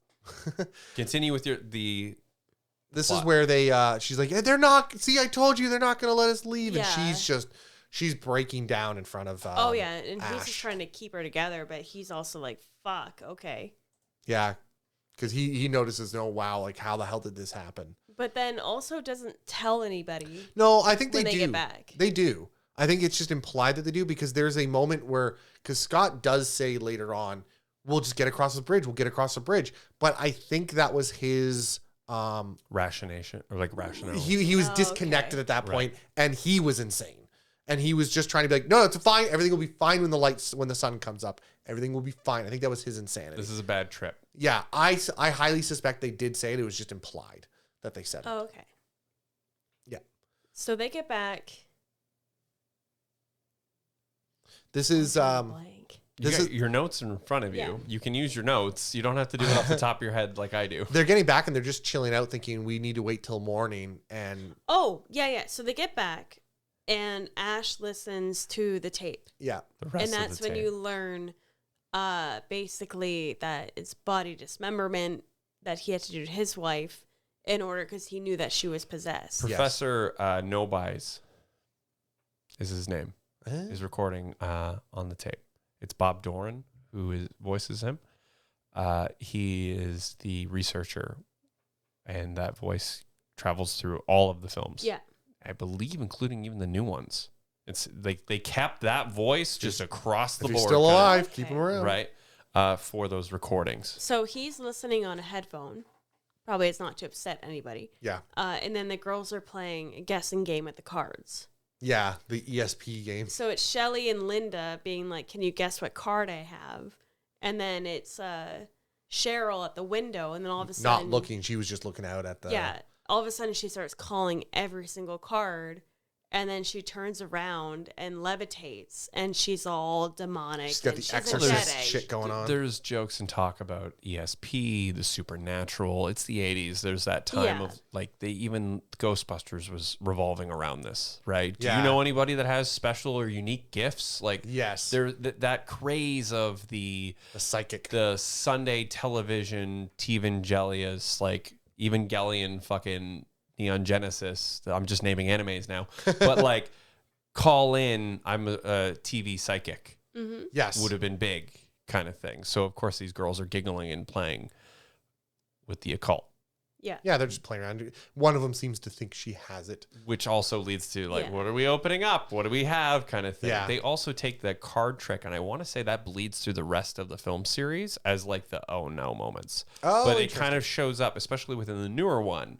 It kind of pops up and you're like, oh fuck, because you forget about it until Yeah. it happens. Yeah. And then you're like, oh fuck. Kind of, and Yeah, they're really, really this is good. the trigger. It's really good. Not even trigger as much as it's a callback of fun, like tongue-in-cheek references Yes. to the original. That makes sense. Man, keep that So, train moving. yeah, so she levitates, being like, "You're all gonna die, just like everyone before you." All this, and then like she comes down and she collapses, and obviously Ash is like, "That's my sister. What the hell?" So he goes and like is looking into her, being like, "Hey, like I'm gonna try to help her," and then unbeknownst to them, she's grabbing the number 2 pencil, the HP number 2 pencil that she was drawing with earlier, and basically rams it into Linda's ankle. Oh. And keeps going, and it's digging in, and everyone's like, "Oh my god!" Like that's like We're all feeling uncomfortable We're watching all it. feeling it. We're all like, and ooh. that also is in every single Evil Dead. There's something that's The like ankles. just terrible, The ankles or the get leg. fucked up. Sam Raimi loves his ankles. Absolutely. So Linda is like out. Yeah. So Linda is like incapacitated. She shoves, she like slaps her into like the wall basically. Yeah. She pushes Ash into the shelf that then collapses on him. He can't get up, and then basically they knock her down enough. Like he gets free, pushes her away, and then they lock her in the cellar. And then Scott comes in being like, "What the hell is happening?" And Scott's the one that actually does the chain and locks her up. Scott So, steps up. He takes the Cheryl's- initiative. With Cheryl's it. Finally. in the He basement. he finally takes sorry, it. He brings the axe inside. So now they have the axe. And then Cheryl's in the basement. Right. The Yeah. contacts that Cheryl is wearing, because Shelly at this point now is screaming, "Oh my God, what happened to her eyes?" as the banging and the chains and the Dead eye, like, ah! comes through. They keep screaming, "What happened to your eyes? What happened to your eyes?" The contacts they were wearing didn't necessarily fit into any of the actors' eyes. They could only wear them for roughly about 15 minutes before they had to take them out Wow. because of how bad they were. The technology just wasn't there yet, kind of thing, They were really thick. That makes sense. for the practicality of it. Oof. Oh yeah, they're like, yeah, this works, but we gotta. I can't. I think I read they described it like putting Tupperware over your eyes. I figured the makeup and like the cheap masks would have been way worse. Versus your eyeball, Yeah, because I figured they would have sat in it for like all day. homie. I would have no problem wearing a fake mask than my eyes being fucking that's jabbed with contacts. also that's true. getting the fake blood in them and stuff, all that too. Yeah, that's true. Fair enough. So the evil, the Deadites, which we don't necessarily have a name for, that comes later on, but the Deadites have punctured the cabin. They've infected it. Yeah. Well, they got Shelly. Okay. Or Cheryl in the basement, and she's just like making all these noises. Like you said, Shelly freaks out, being like, "What's wrong with her eyes? What's wrong with her eyes?" And that's where Scott's like, "We gotta go." And then Ash is like, "Yeah, I know, but Linda is like laying down. She's asleep. Like we can't do anything." Yeah, we can't take her. So Shelly goes and lays down, but she's compelled to look out the window because she's getting called to. Yep. And then a demon, we don't really see it that much. It's just something crashes through and grabs her. Yep. And then Scott comes in to check on her, and she's just gone. Yep. And it's like, what the fuck is happening? Sorry, this part of the movie gets like, everything is just happening so fast. Yeah, it suddenly speeds up where it was really slow in the first quarter of the movie. It starts to like every quarter, every 1/3 of the movie gets faster and faster and more hectic. Yeah. So one by one, each of them become more and more infected. Yeah, much the pencil like they wound said. starts to creep. So this is the scene where Shelly comes back, attacks Scott, and they wrestle around, and the dagger's just on the ground. Yeah. So he has to then... I was very upset that dagger didn't actually kill them because, like I said, felt like a useless prop. It incapacitated them for like a minute. Yeah. I don't know, because at that point, the girlfriend had died. Once Scott stabs, because we get this gory scene. He throws her in the fire first. He throws her in the fire. Right. Then he pulls her out. She attacks him. He stabs her with the dagger. She goes down. She's got the blood, the milk and the blood. He was trying to stab. She was trying to stab him with the dagger. He fucking and they turned it around on her. He cuts her hand off. She then ends up chewing the rest of the skin, releasing the dagger. He ends up stabbing her in the back with the dagger. Yeah. The dagger then expels, almost sucking the blood out of her. The ritualistic dagger activates and starts smoking. She drops and collapses, and at that point, she starts screaming. He grabs an axe and chops her up to pieces. But she was still alive. They still got attacked. Not according to Scott. Not according to Scott. Yeah, Scott's like, she's dead. No, because they thought she died. Right. And then she got back up. Right. And they're like, you try and kill her. Like, you're not going to be able to. And then that's when he started to cut her up. Right. Yeah, So the dagger didn't actually kill her. It incapacitated her for a bit. She didn't die until he dismembered her. But the important thing Actually, I would argue that she didn't even die because they were still constantly twitching. I love she that couldn't, twitch and the wet, gross flesh sound. Yeah. She couldn't reanimate. Yeah, she couldn't reanimate. But Yeah. the main thing I think we learned from that scene was that she was hurt and didn't like... She was hurt by the fire. Yes. Well, you said it yourself. As he's hacking her up, you can't hear it, but Sam Raimi is yelling over her voice, "No, don't stop. You're supposed to love her." You love her. You love her. Don't which is just kill me. fucking with your head even more, which is even worse with this franchise. Yeah, it's great. So then they have the moment of clarity of shock, like I mentioned. I don't know if like, I would call it clarity, but There's sure. no clarity at this No, point. This is but where shit Ash- starts to hit the fan. Ash is like, "Hey, Scott," and he's like, "Yeah," and he's like, "What are we gonna do?" And he's like, "Well, she's dead. Shelly's dead. We're gonna bury her. That's what you do. So you She's do to dead people." So he's just so checked out. He's just so disassociated. Like, Well, he's coping. Scott's Yeah. fucked up at this point. Right. Yeah, it's too bad that his girlfriend had to go for it, but Scott deserved it. Scott Yeah. does deserve everything that comes to him, Yeah. especially within the future. So one by one, they start becoming infected. Yeah. So or possessed. they bury Shelly in like the yard, basically. Come back in, and The boys try to devise a plan. yeah, they're like, "What are we gonna do?" And then that is when Ash is like, "Well, Linda can't move. She can't even stand up. We can't go anywhere." And then Scott does his Scott dickest is move of like, dick.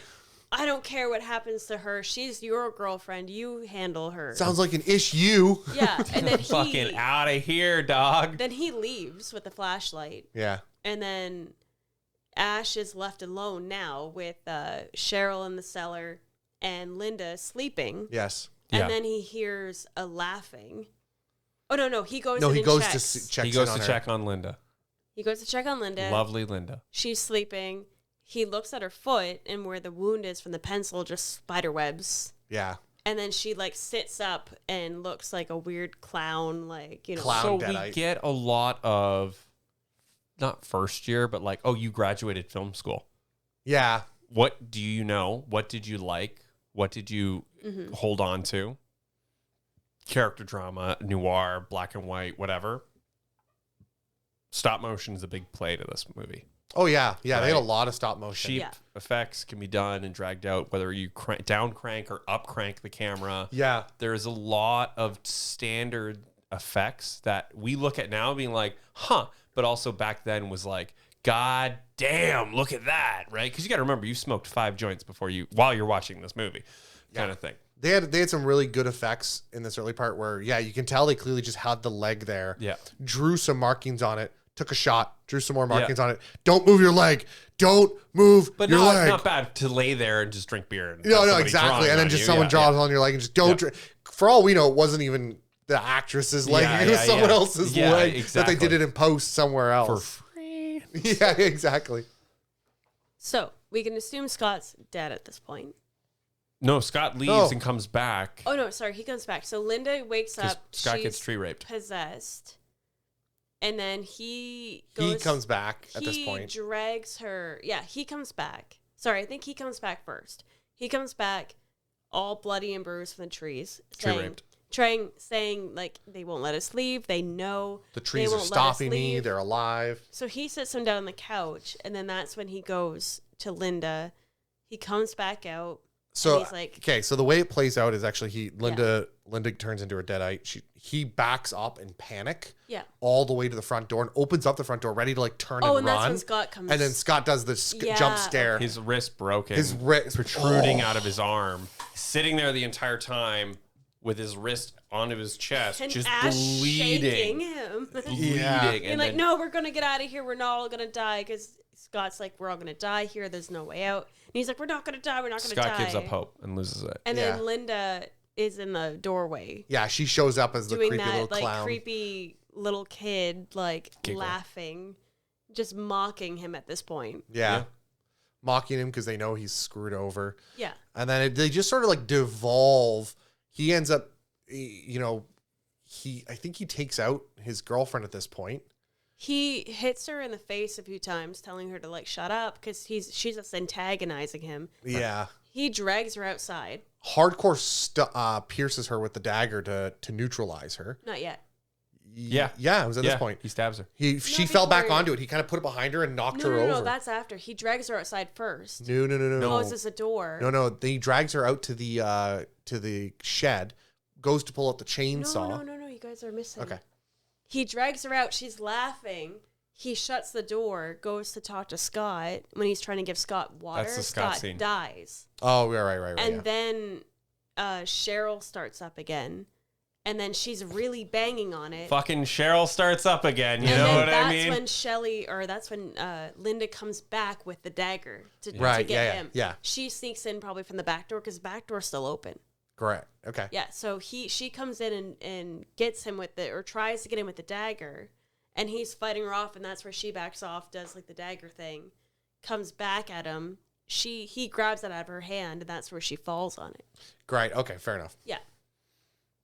So then he goes to like chop her up. And then in- Cheryl is the hype lady Yeah, throughout that whole scene. sitting inside hyping- her little hyping cubby Linda hole. up. Get him! So he thinks Linda's dead at this point. Yeah. Or incapacitated. Well, no, he knows he has to enough. cut her up. Yeah. Then he brings her to the Yeah, shed. he brings her to the shed to cut her up, which it was like he has the chainsaw and can't cut her up, which I thought it was like I said, it showed a good difference between as the virgin, the good character, that he was different than Scott, because Scott, I'm sure didn't consciously do it. He just did what he needed to in the moment. Yeah. It did show that when given the opportunity, this guy's like, no, I can't do this. I can't deface this. I can't break the He sees her chastity. necklace. Yeah, I can't break the chastity of life like this. Yeah. So he decides to just try and bury her, even though he kind of knew that's not how it was going to work out, Right. because he had heard on the ear Yeah. thing. Right. Well, you had said too, it's like a comparison where she was opening her eyes and looking at him, but closing them when he was looking at her. Yeah. So like a mirror of the previous scene. Yeah, which was great. I thought that was an awesome little touch. Yeah. A lot of good writers and directors wouldn't have There thought of is that. so many unique and fun callbacks from that scene in those moments in Evil Dead 2, and I cannot wait to do that film with you guys. That's great. Just because of those moments where he goes to grab the chainsaw and shit, and it's so good. Yeah, and he gets back, and basically Shelley had broken out of the thing. So now he's got one deadite left and a dead Scott. She jumped out of the grave. He had to decapitate her with the shovel. Yeah. And then he walks away. And then, when he gets back, Cheryl is escaped. Yeah, so we learned that you don't actually have to take off all their limbs, just the head. Yeah. Classic zombie style. Mm-hmm. But they're still very much alive. Which we get some fun scenes where Bruce Campbell or Ash is completely drenched in ichor. Yeah. And then there's cuts where he's running from the corpse and he's completely clean. Yeah, And because they literally just showered blood on his girlfriend from her neck. And then he opens the door and he's covered in blood again, kind of thing. Yeah. Like they missed the fucking the edit. And it's a fun goof now, but like it wouldn't. I don't care. It's just more silly at this point, kind of seeing, or he's like completely clean and then he's just drenched in blood. You're like, oh my god. Yeah, it was great. Yeah. So he gets back, realizes the hatch is open. He's like, oh, fuck. I believe at this point, does he go into the basement? No, he locks doors. He barricades everything. And I believe this is when he has to go in the basement to get more shells. Yeah. No, he shoots his sister. Yeah, he shoots her His sister through is the outside, door. so he shoots the sister through the door. He locks the window. He locks the doors. Then he shoots his sister through the window. And then at that point, you get one of my favorite moments in a horror movie because he's got the front door. He's out of ammo, and he goes, fuck, shotgun shells. Where the fuck did I put the shotgun shells? Yeah. Back door. Okay, I got to lock the back door. And now we are learning more of the groundwork and the location. Yes. As he is running for his life, and we're like, oh shit, because we already know the shotgun shells are in the basement. Yes. We're waiting for the character on screen to catch up because we're also screaming, don't go into the basement. Yes. Because that's the trope of it. But he has to go into the basement, Yes. which is so Just great. great. With the back and forth. His salvation is the darkest area. Lock the doors, shut these doors, run. But like, it's their glass windows, they're panes. Yeah. These monsters, if they want to get in, they can get in. But this is his mental health and his sanity that he is quickly losing. But in his mind, he has to fucking make the trek to shut these doors, to close them, lock them. Mind you, I kind of took it as the cabin was a bit of like sanctified ground, because it seemed like if a monster, the evil or a deadite was outside, it couldn't make it in unless the door was open. Whereas if the deadite was formed and created inside, it could get out. It can play in that space. It can play in that space. It almost seemed kind of lightly sanctified. Right. Which works because the only reason Linda got back in is because she went through the back door. Yes. And because he doesn't know where Cheryl is, and he thinks that or Scott hasn't reanimated. Yeah, he hasn't reanimated. He goes in the basement, and the pipes are just leaking. It looked like someone tried to tie them off, actually. But it's just like it bursts, and he just gets covered in blood. Yeah. And it does show Shower him cleaning of his blood. face off. He finds the shotgun shells, puts them in his pocket. Has the projector. That is the coolest shot of the movie. Yeah. With the blood dripping on down the projector, screen. and then it's running, and then he starts just like almost screaming as he's losing it. One thing I didn't get is usually when this kind of happens in a movie, the film that's playing in the background will either tell a tale within the story, or what it will do is it will be a reference to something else. Yeah. Did anyone? I didn't notice what it was trying to reference or what it was trying to tell. I think did anyone else notice? Was it just something random? I think it just put it. There was no film. It was just blood. It was oh, just you're dead right. air. It was. Yeah. Dead air It was running. music and dead air. So he's just like, because he can't see, it's bright. Yeah. But Okay. that's the house had entered. The Yes. evil had entered the house because that shot The with house the is dripping against him. and Yes. the blood, and then all of a sudden we get the wonderful shot of the light bulb filling with blood. We get the light switches and power sockets bleeding or crying Yes. blood, which once again echoes throughout all of this film franchise. And they take that and they just run with it because it's such an iconic thing. The foundation is weeping blood. Yes. Yeah. And it's you're not quite sure if it's in his head. Yes. at Well, all, he's not right? sure. He's not We're all sure. pretty sure. Well, but he goes back upstairs. Not with the editing, because if he comes out with a clean, dry shirt, I'm going to be pissed. He goes back upstairs, and he has a moment in front of the mirror that's been in this shot the whole time as far as the front room. And he's like touching his own face in the mirror, and then he goes to touch the mirror to make sure that he's grounded and this is reality, and it goes through like water. And then he draws his hand back and he screams, and he's like freaking out because he's like, what the hell is going on? And then that's the thing when he goes against the door and he's just taking a minute being like, what the fuck? And then Scott sits up, and then the hands come through the door and grab him. So I love the bullshit French Impressionism film references and nonsense of this. This is so not first year, but this is so film school artsy fartsy that it is so fantastic that they use them, like the hand in the mirror. I love that shit and how goofy that is. Practical, because I know they tried to do that in like the 2000s, and it just ended up looking really bad with. Because like, I think it was CGI. Yeah, CGI looks terrible, but I'm happy that they just did like it was literally a pool of water. Yes. Yeah. What this section was reminding me of was, and I don't know if you've ever played it, was Phasmophobia. No. Great horror game. Yeah. Oh my God. It's the only horror game that has made me, like, I was playing it with my friends, but I was playing it in the dark. I specifically played it in the dark and everything. And I went, I'm actually afraid. You're spooked out. You as a fucking grown ass adult who generally fears mostly nothing. You spook yourself out. I was like, I'm going to go turn on the light in my house. Mm-hmm. So it kind of reminded me of that with like the random, the mirror, the blood, and the, and the projector randomly turning on and things like that. It was it gave me those feelings of like, ooh, wow, that's pretty cool.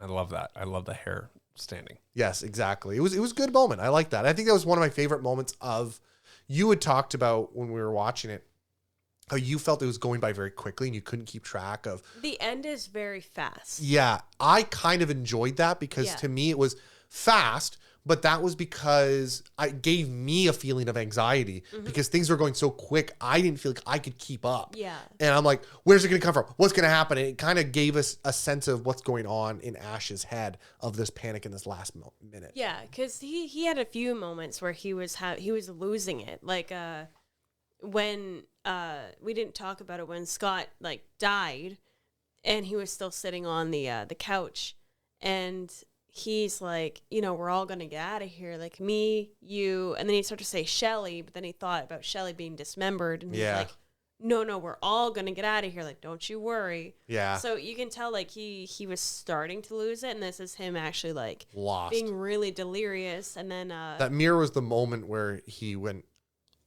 I think I'm losing my mind. I have lost my mind. Yeah. The mirror is, I have lost my mind. Because at one point, all the shutters start going, and like the house, just like you said, comes alive with the evil and starts really messing with them. And this is where Scott attacks him. Yes. And I did love that moment where it was like a pop up from the bottom of the frame. Just whoop. He's up. Yeah. So Scott's attacking him. He gets thrown into where they bump into the table, which then knocks the book close to the fireplace. This part kills me. Why? I just hate it. I just think him throwing the necklace to get the book was so dumb. Oh, stupid. yeah. So I would have rathered him crawl. Yes. To get it, the fingernails scraping across the board and the deadites and him kicking and screaming and trying to claw his way to the book repeatedly, even if it was 3 times where his legs are getting scratched up. Yes. Then he's getting bit. Then he's like, you get a little bit of like tendons or something. And it's like, oh, like a little bit more gore. I wanted more gore and less fishing line. Yeah. You know what I mean? I get what they were trying to do, which is that like, oh my God, he's so close. The love. Oh my God, he's so close. But it's also the love and the maiden part of him is what's he's using Linda's love to their survive. Love. Right. I get what they were going for, but you're right, it sucked. It sucked. Well, they I just had wish him he because they were crawled to it. Cheryl You know what I mean? was hitting him in the back with a poker. He had him, and then they were like, join us, and then him noticing that Scott was burning when the book was burning, and he had that moment of like on his face being like, oh shit, I have to destroy the book. I gotta destroy the book. So him getting it, him hooking it, grabbing it, tossing it into the fire, and then everything stops. Spoilers, they make more Evil Dead movies. They retcon the book, and the book clearly does not kill the Deadites. For anyone holding their breath on that one. So we get this really cool scene where you had mentioned like with the stop frame stop motion. I completely forgot all of the With stop all motion. the deadites I starting completely to forgot that was even part of the movie. decompose. They're falling apart. Their hair is falling apart. What year They're was leaking. Indiana Jones' Lost Ark? Lost Ark? Yeah, Or I think it's the Lost Ark. Crusade or No, the Lost Ark, the first one. Because I was deeply reminded of the stop motion melting, the Nazi face melting. Indiana Jones and the Last Crusade was No, the Lost Ark.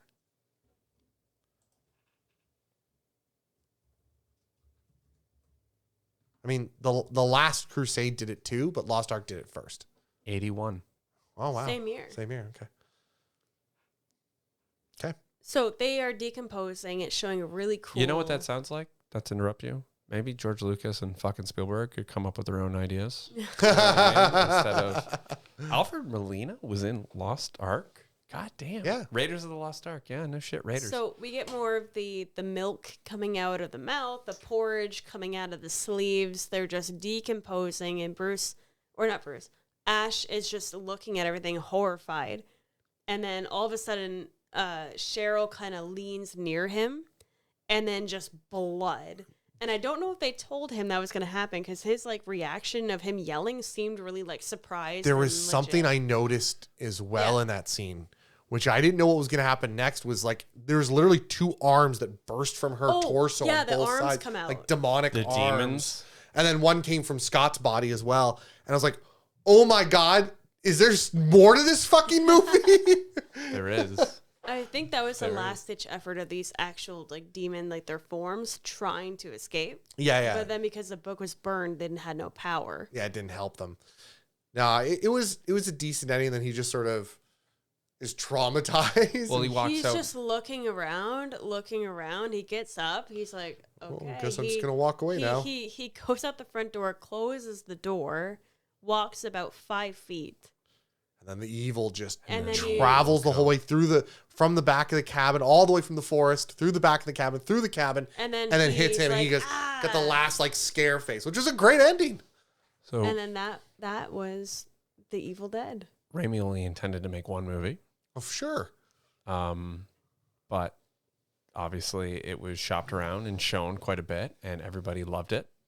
It became incredibly popular. Also, I've never heard it called The Lost Ark. Normally people call it Raiders. Oh. That is the weirdest fucking... The Wars movies. The Wars. The Wars. You know The Wars? Yeah, The The Wars. what? Raimi never intended for sequels. He had definitely went back once he started making money off these movies to say, hey, we can definitely make sequels. What's more interesting to me and fun little trivia is apparently through the Wikipedias and everything, he kept the same producers, but Dino De Laurentiis, Friend of the show, had seen Evil Dead and wanted to continue the process. So he had produced his companies had produced, Continue.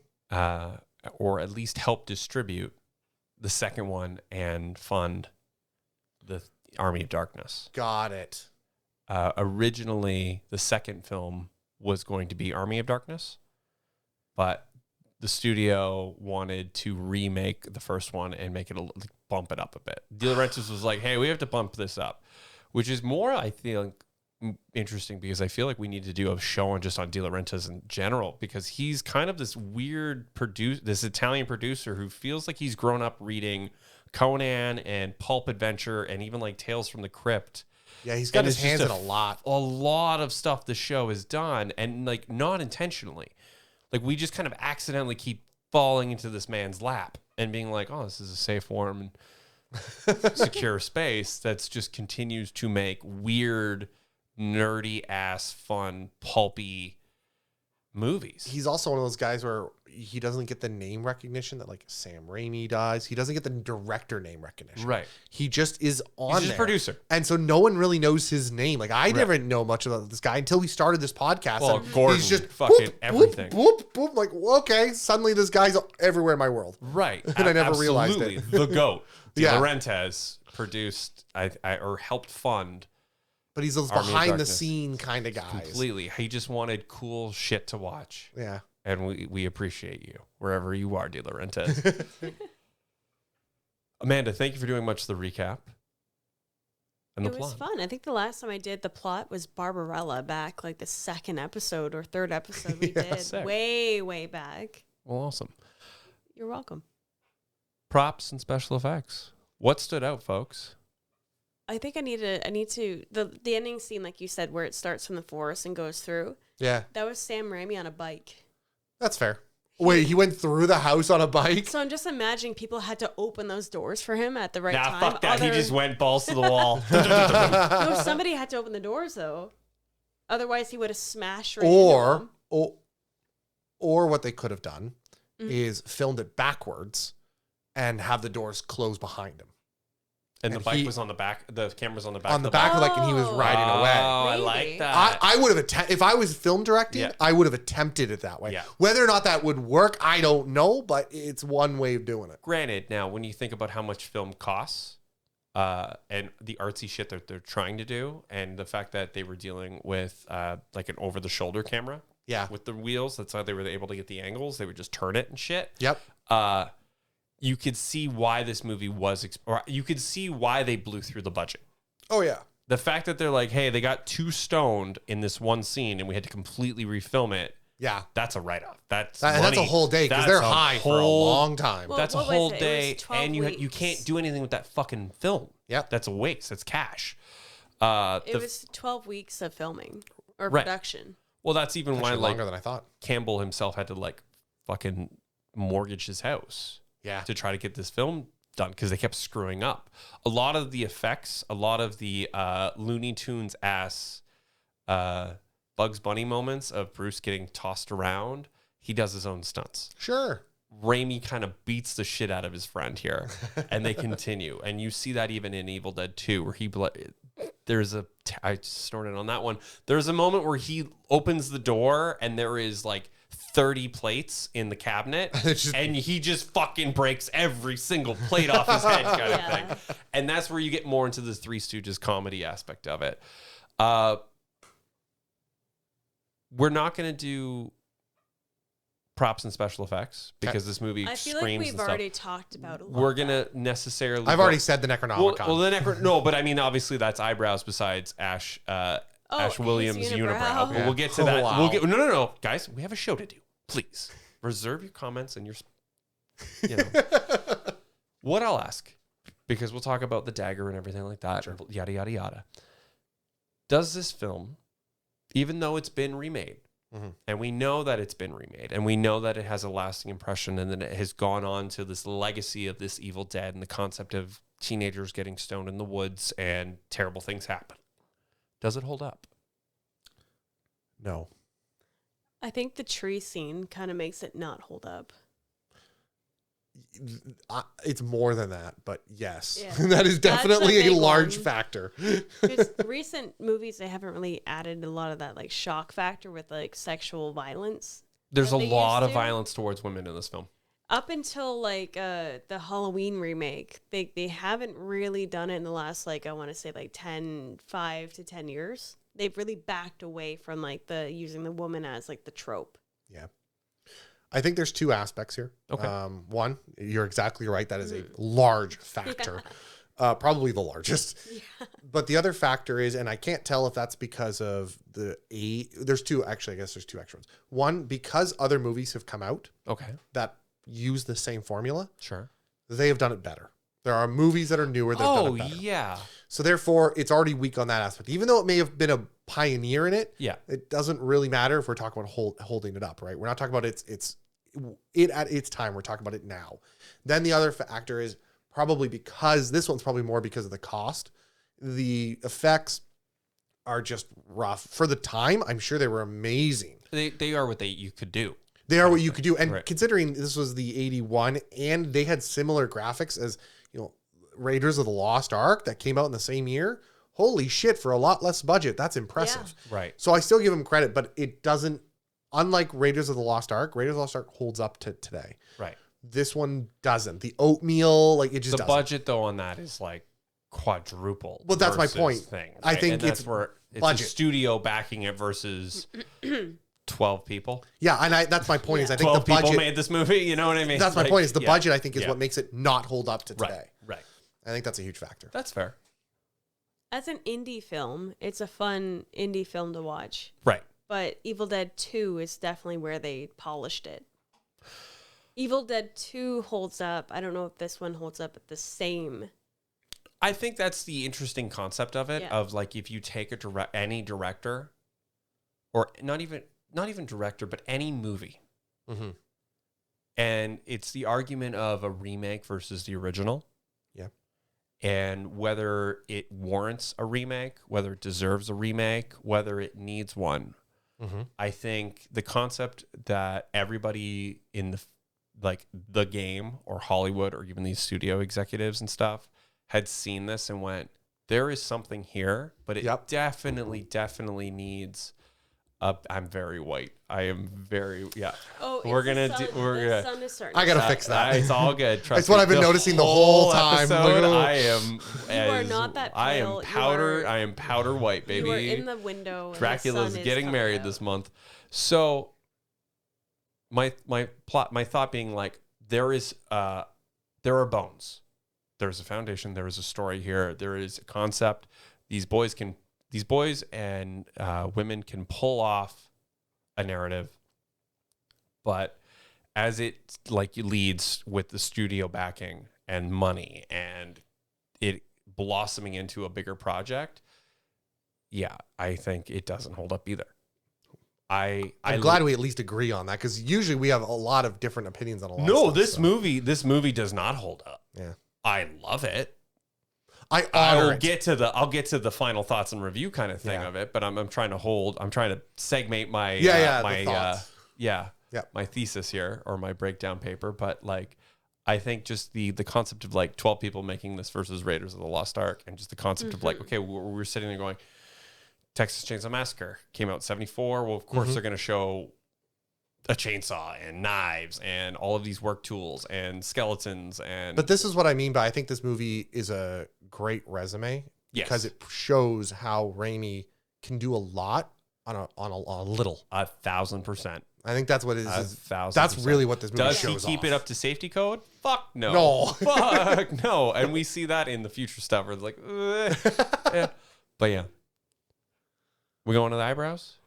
We can do eyebrows. Let's do eyebrows. Yeah, Bruce. All right. Let's go into eyebrows then. Ladies and gentlemen, we're going to a podcast within a podcast where we bridge those brows. We are talking about our favorite special effects or props in the movie. Does anything stick out like a sore thumb besides the Necronomicon from Evil Dead? I'm sorry. I didn't care about the skin on the outside. What I really loved was the artistry on the pages when he was going through it. I fucking loved those. They were awesome. Dude, I cannot wait to order a bootleg one off Amazon to put on the shelf somewhere as a background plot. It was great. Because it is so cool and iconic, and it pulls from H.P. Lovecraft spookiness, and it's everything. Well, I have. I don't know if I gave you guys one. I think I chose not to give you guys a copy of a Necronomicon. We have one. You guys got us one. Did I get you Yeah, one? you guys got us one. Yeah. Yeah, Okay, I couldn't remember. Yeah. I got that, but it's like a different version. It's like it's a whole different thing. We also have the Veganomicon. The vegan. It's a vegan cookbook. Yeah. I love it. Yeah. But if I'm not going to say the Necronomicon, then I will have to say the dagger. Specifically the moment when the dagger was draining the blood. Okay.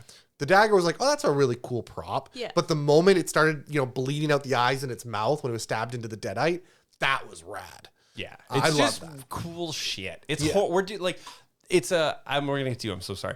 But it's like, we talk about the rating scale. We talk about all of that, like from where we're coming from. And I think Mandy, Evil Dead, we're going to do a couple more horror movies. I'm so fucking happy we're doing horror. I love horror movies. This is 3 years. so much for my 2 years. wheelhouse. Yeah. This is such my wheelhouse for horror, because it is schlock, but there is like sort of you have to reserve yourself, because you're like, your mileage will vary. Yep. And you got to also, much like this movie, check your expectations of like, well, why didn't they just not go in the basement? Leave that shit at the door. Yeah. Kind of thing. Because you're just along for that roller coaster ride. I fucking love the makeup. The moments of like her hands are all gross and they're just rubber gloves. Like they're just dish gloves dipped in like plaster that's all cracked and gloopy and shit. Yeah. the makeup, special effects with the way the Deadites look aren't zombies. True. And that is such a unique thing for this franchise and something that they only hone and expand on.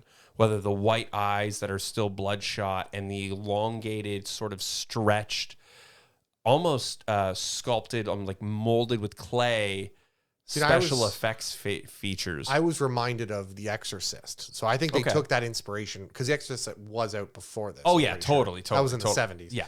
So I took they took The Exorcist and zombies and sort of went, have a Let's baby. stretch it, right? Yeah. And let's contort it in a way. Yeah. It's I love the creature design, and it only gets worse. Or better. Okay. Oh, I'm about what? Not there's no better. It's only worse. Yeah. Kind of thing. Like they start adding eyes and shit, kind of thing, and it gets a little bit more Lovecraftian, which is fantastic. Amanda, eyebrows. Well, obviously Ash's. Ash's eyebrows. That unibrow. That boy. Oof. Well, that boy has grown better looking with age. Yeah. Oh, yeah. Age is like a fine wine. Well, yeah, because you see him in the first, and he has his bangs are like to here, and he looks like he has like straight across bangs and a unibrow. Yeah. And it's like, what the hell? And then by the end, when he's like covered in blood and his hair is pushed back, it's like, oh, okay, there he is. How was he ever a B sex icon when he looked like that?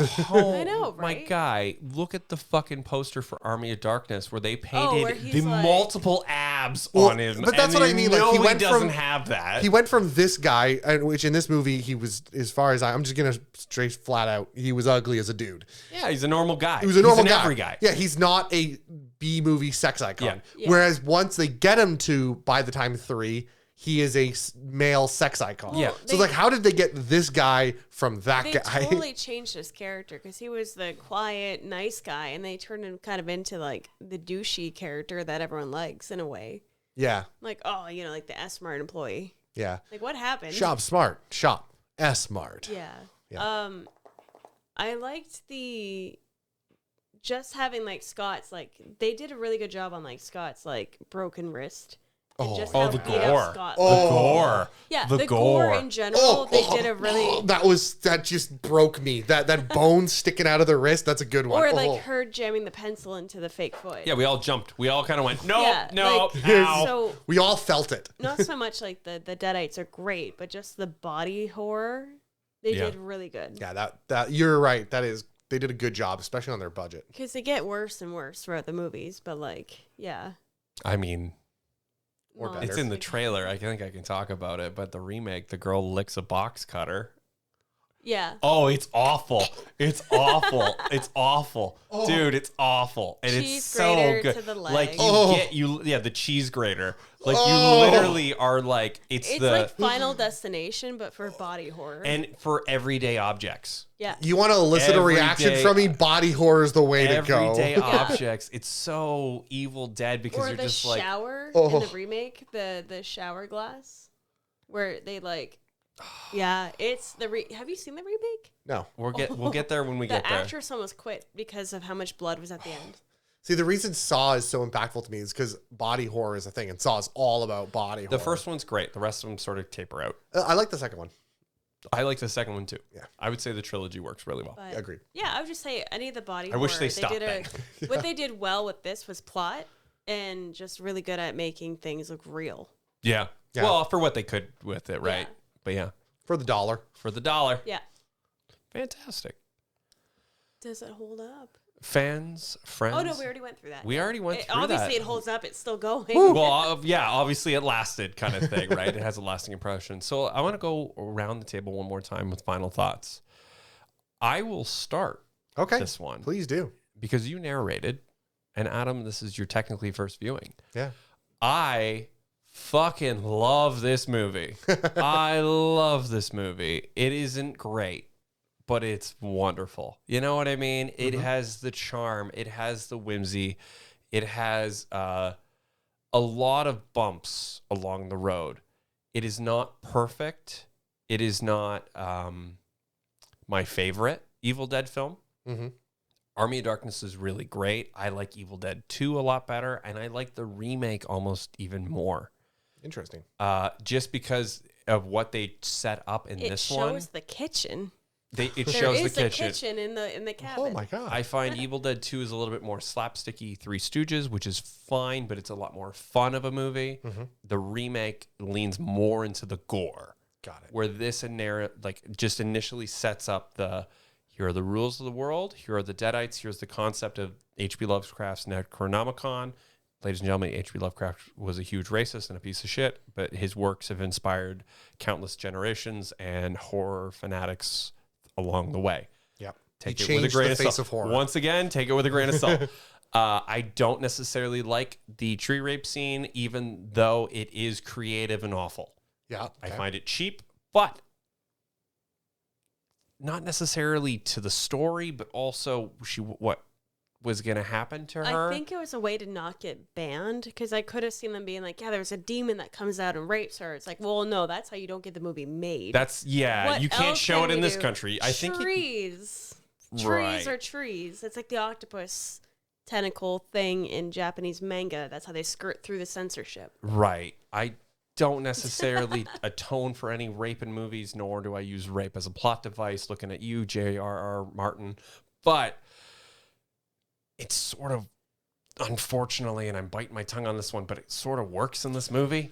Like, we all feel uncomfortable. I don't we also know. feel that no one is safe in this film, and it just continues. But it also, Raimi has this weird sort of like cartoon character-ish moments of like violence against women, and it's a lot. But I get it's a horror. You know what I mean? I can't be like, people were hurt and injured, but it's a horror movie, so of course it's going to happen. I don't know if I'm shoving my own foot in my mouth on this one publicly, but I am not completely against rape being in TV shows or movies or being displayed in some way, because there is a level of, you have to realize humanity when you come across for a movie or a TV show or an art in some way.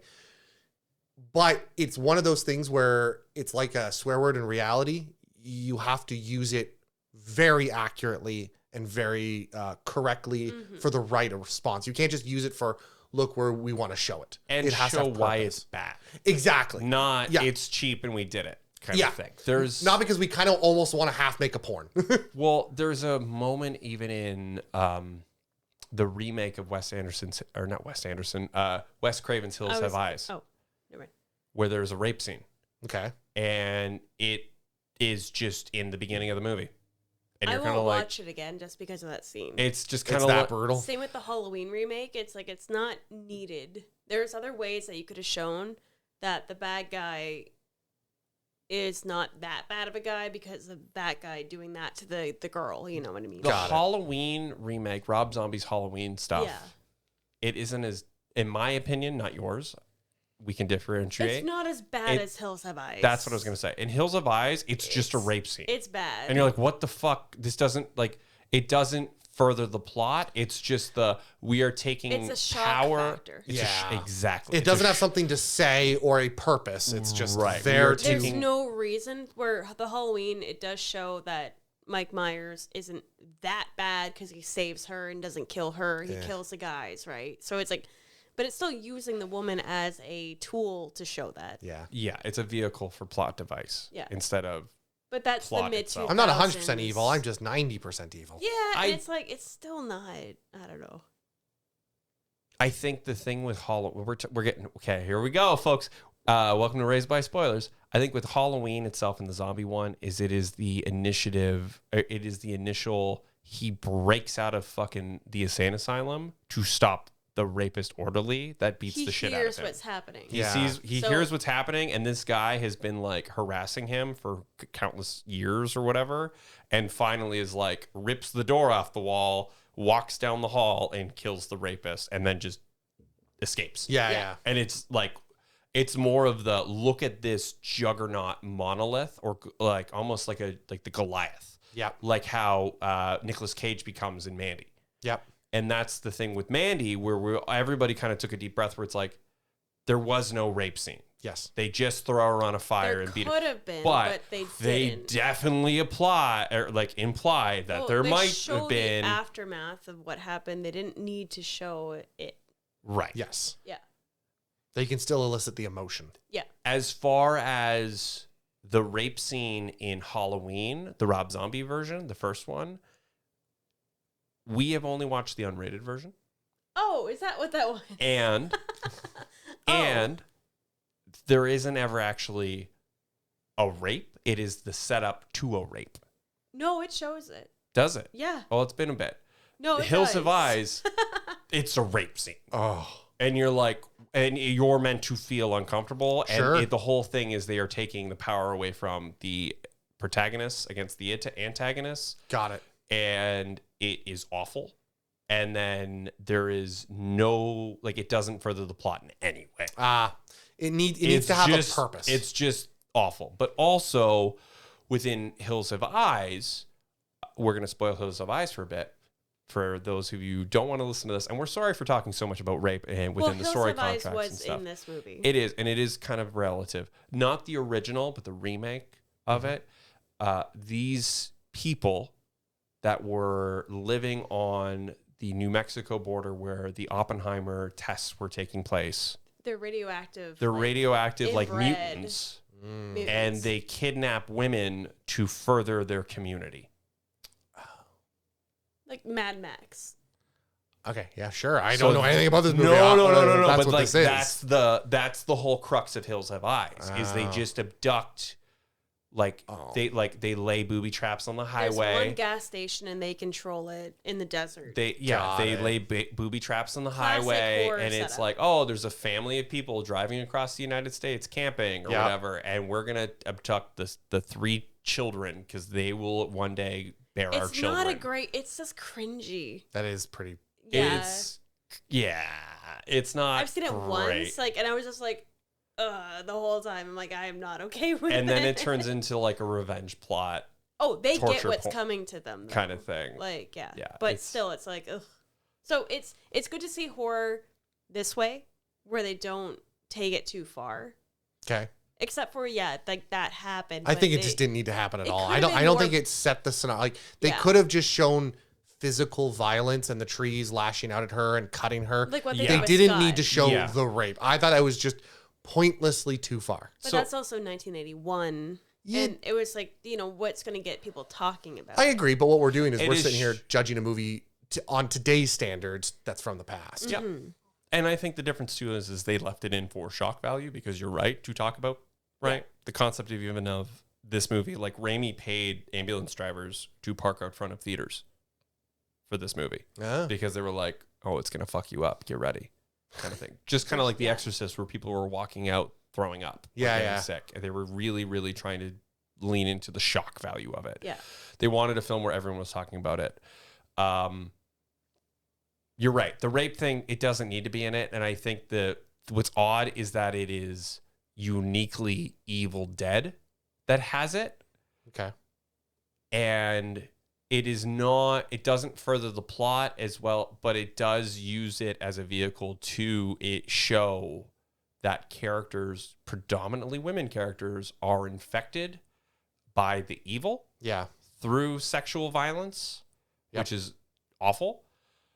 And with whether you like it or not, it continues through the franchise. Oh yeah, for sure. It's in and almost I mean, everyone. like, But it's a the horror staple. remake and even the one that just came out with the apartment building. It's a horror staple, and Sam Raimi wanted to Instead of the harken trees, back it's the to elevator. The elevator rapes her.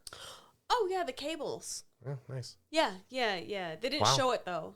It was They implied. lean into it. It shows her being, like, restrained, and then it cuts. And that's why I remember saying, I am happy they didn't go All the way. all the way. But it is implied what happened. So Maybe. it's just Sam Raimi being a weirdo. Right. Anyway. But it's predominantly trees might rape you in Evil Dead, unfortunately. Okay. Is it great? No, we all can agree as a group and as I think a community, none of that is great. Yeah. So what would you score this movie out of 10? Our normal rating. It's a 6. Holy shit! For you just talking and hyping up how much you liked it, Yeah, I'm amazed. it's a 6. Oh wow. It's a 6. It's a solid movie. I love it. I love what we got after it.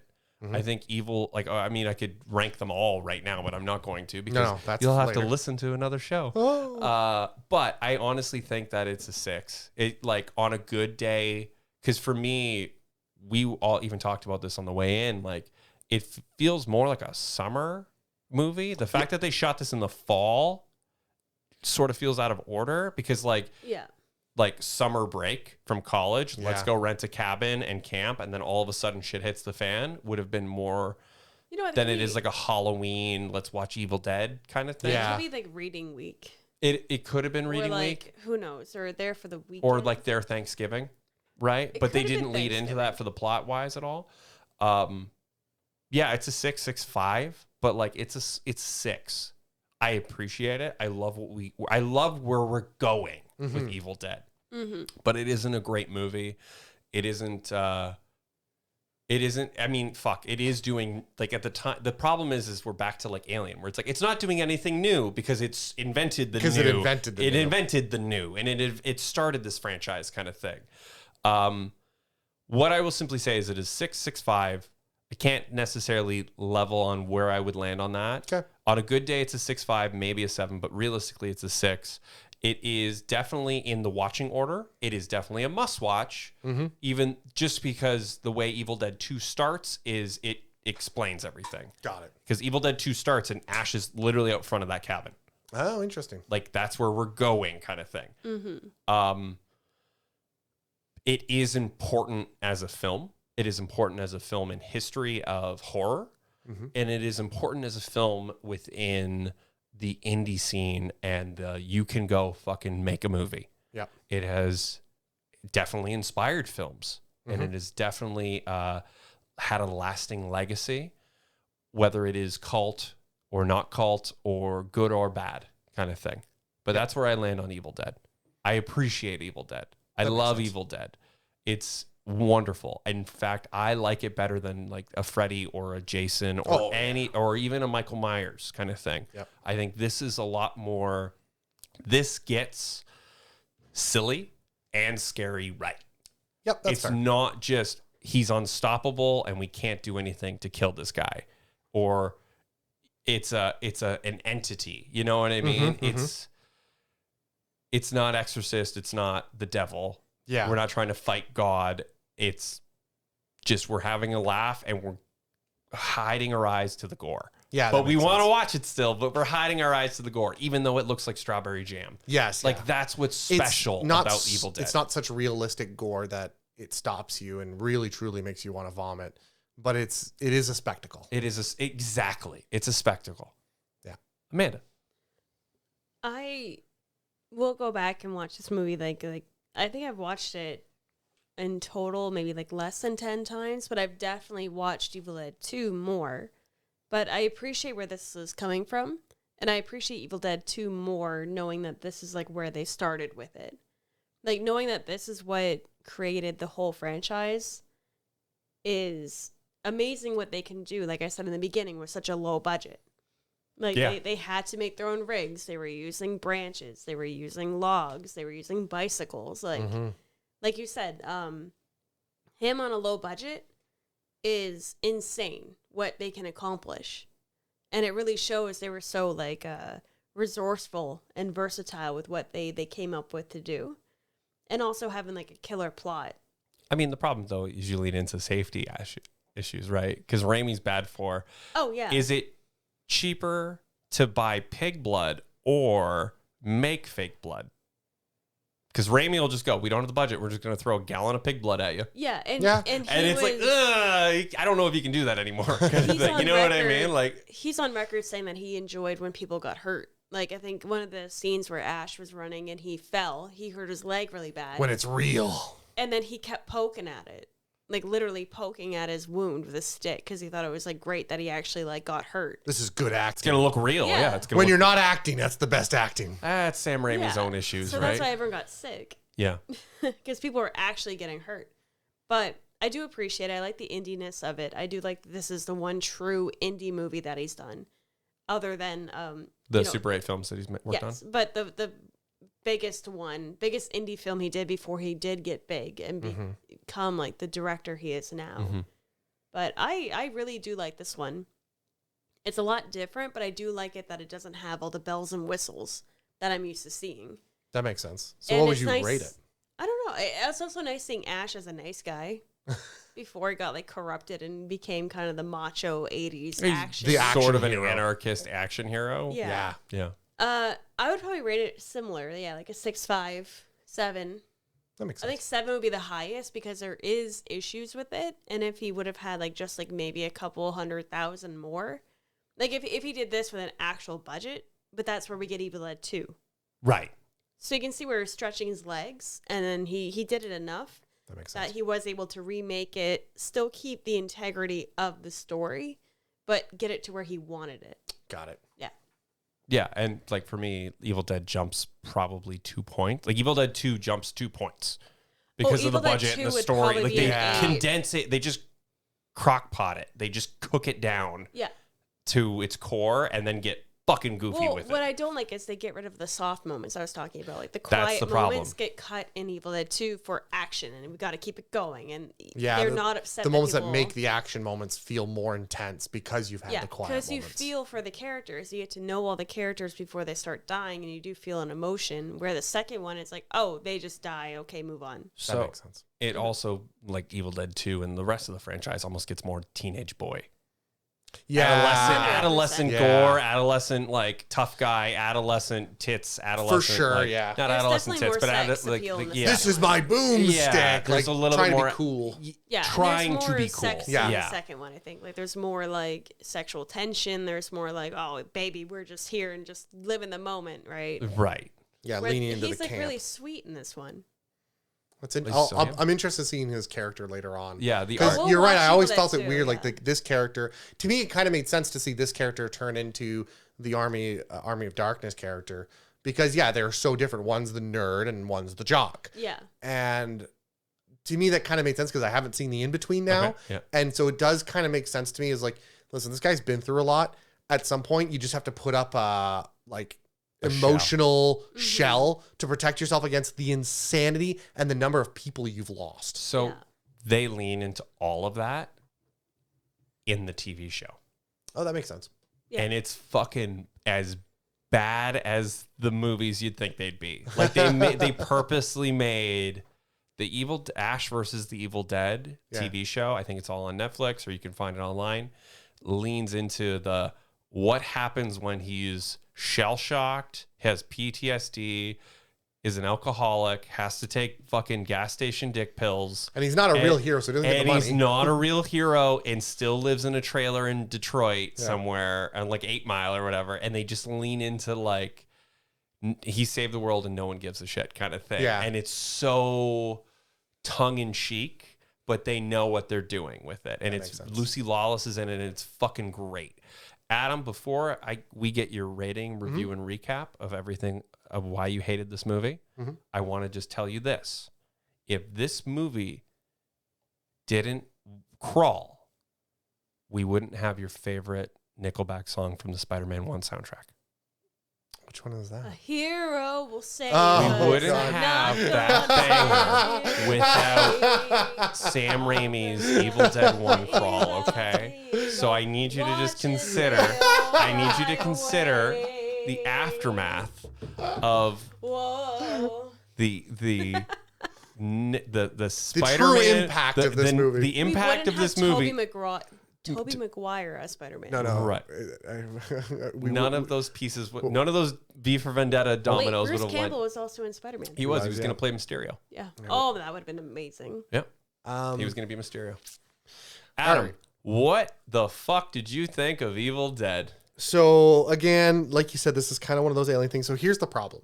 All right. Alien things. Fucking break it down. I'm breaking it down. Break here. it down. Here's for the me. problem. I don't like horror. Okay. I'm not a fan of horror. Oh, I'm sorry. That's why I love these movies. I know. I've got He a did lot of horror. two Oh, I horror don't care. movies I in a don't row. care. I love movies, so I'll watch them. Okay. But if I'm categorizing my favorite categories and styles, horror is very close to the bottom. It's cheap. It's cheap, and I find that people love. There's this thing that a lot of people I know who I talk to a lot of people who like movies. We were just at your I don't know if I should say this, but we were just at your bachelor party, and I spent half the time talking to the guys about schlocky horror movies, so I could talk about it. But there's this love of them that everyone just loves, and I go, I don't see the love. I don't see why they're so great. So I'm already starting at the style is not my favorite. Okay.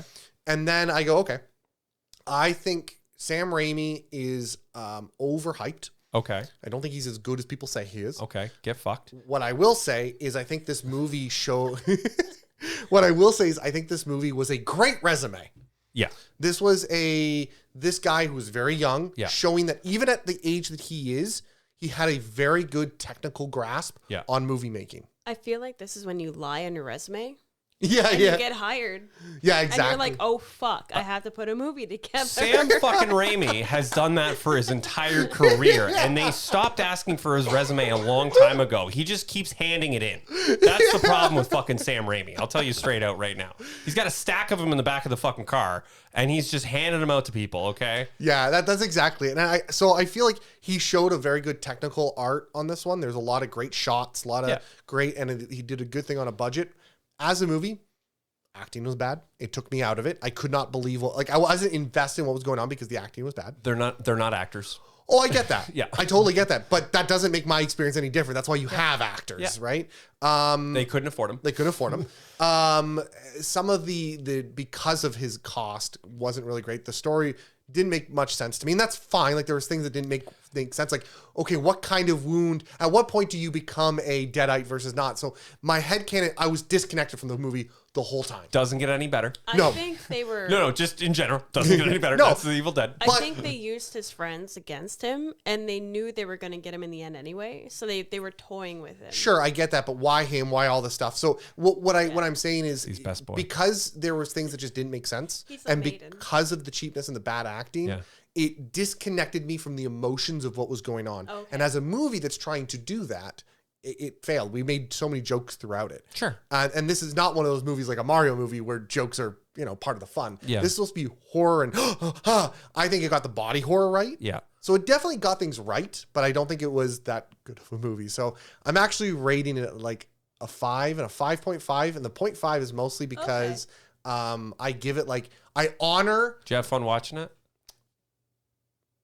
Kinda, not really. It was. I know you were on your phone quite a bit. You saw me, Yeah, I did. How many times do you see me bring out my phone? You were on your phone a lot. Okay. How many times do you see me bring out my phone to go look stuff up? Probably 8 times today. You Yeah. were on your phone 8 times today. I don't know if that was that many, but there is enough times that I don't usually do that in movies. You read the movie. Yeah, I read the movie. Yeah. I don't do that very much. No, I know. And the fact that I did that should say something. But I honor it because of the legacy that it held and what it carried forward and impact it had on the movie scene and everything. But that doesn't make it a good movie. That's fair. Especially since, like I said, more movies have done it better. Absolutely. So 5, but I give it a 0.5 because of its history. That's fair. There you That's go. fair. Interesting. Wow. 5.5. So I think a solid 6. I Yeah. did 7, you did 6, he did 5. So I'll a solid go 6. I'll go 6. Yeah. Are we all A middle ground with, 6? Are we happy with middle ground 6? I will rank Evil Dead as 6 then. That's fair. I honestly think that's fair. I Yeah. think the second one is better. I think Yeah. it's a We'll watch it. I like the journey of Evil Dead. It's not necessarily the destination and where we're landing because they get either too serious or a little more silly or like it doesn't know what it wants to be. And I'll find out when I get there because I think the leaning into the camp and the more ridiculousness allows it, like being disconnected from the character's emotions, makes it more okay because it's kind of comedy. Right. So there was a scene that was cut from this that I read about that he was really getting into, like Ash, when everyone started really dying. I think it was when he was the only one left. He was really starting to be like, why couldn't I save them? Oh my God. He was really getting into it, but they figured it was too depressing to leave in, so they cut it. That makes sense. That's you don't necessarily sometimes even in horror, you don't necessarily think in the moment. You just act. True. Yeah. Right. And I think that's the adrenaline rush of these films. Yep. Is it's people just using their going gut reaction and reacting. Right. Something happens and they react. They don't stop and think. Yeah, they don't think through all the different parts of the puzzle. Because they don't. You don't have time to do that. Right. It's someone breaks in. What do you do? Yep. Right. Not do they have a gun? Do they have a knife? Someone breaks in and you're like, what the fuck was that sound? You run upstairs kind of thing. Absolutely. I did not realize you hated horror. I don't say I hate it. I'm just not a huge Despise fan it. of it. Completely, it it's shouldn't exist on the shelf. If literally, you have horror movies at home, throw them out, or Adam will. There's He'll like the come to your 7 home and sins. throw out all your movies. Yeah, there's like the 7 sins, and there's like an extra plane in hell just for horror movies. No, I'm just kidding. No, but I just okay. I don't feel I very rarely do I feel connected to them. Okay. We have a few that are more funny horror, and like you would actually like. I'm not against. I like looking at movies on a technical level and saying, but that's the problem with horror movies for me is I always end up being disconnected from them. Right. So I don't get emotionally or intellectually connected to them. Right. So what ends up happening is I then just spend the whole time looking at the technicals of the movie, which usually I only do on a second watching. Sure. Usually the first watching is feeling the movie, But enjoying you're the bored movie. at that point. And the second movie is a boredom of like, okay, I see how he did this dolly and I see how he did this technique. Look, he used this kind of lens and things like that. And I don't usually think of that when I'm watching a first movie unless I'm kind of disconnected emotionally. I think once again, and this is nothing to do with you, just in general, but like an expectation thing. We do cult movies, some of them good, some of them bad. Yeah. Some I think say this is the ultimate cult movie. This is like This is the daddy cult This movie. is pretty culty. I do think The Room is the cultiest of cult movies. Yeah, but like for horror movies and stuff like that, and I think the difference is like I said, we talked about scoring and stuff like that. Like horror doesn't necessarily get a pass as much as it's like you got to really rate this from like it's like metric system. Yeah. You know what I mean? You got to look at this with a different lens because your enjoyment will vary with your mileage depending on like what you're getting out of it kind of thing. Yeah. So, are we going to do the little bonus thing or do we want to wrap it up and then we'll do the bonus thing at the end? Bonus thing at the end. Bonus thing at the end. Stay tuned for the bonus episode. Ladies and gentlemen, we are Raised by Spoilers. Thank you so much for joining us. You can find us all over the internet. We are on, I think it's called X now. I don't want to call it that, but it's X now. I want to thank my co-host, Nintendo Geek. You're welcome. Adam. This is my boomstick. I'm going to keep going with the outro. Don't play that music too loud, you big sassy boy. We are on YouTube. You can give us a follow. We are on X, or I will call that bird Twitter till the end of days. Please give us a like, a subscribe, follow us, a thumbs up. Tell your friends, tell your mom, tell your neighbors. Roll down the window and say, hey, do you like bad movies? And they're going to say, I'm in a car. What the fuck? And then give us a listen. And as always, ladies and gentlemen, thank you so much. I have been your host, Geek Movie House. Be kind and rewind. And we'll see you again.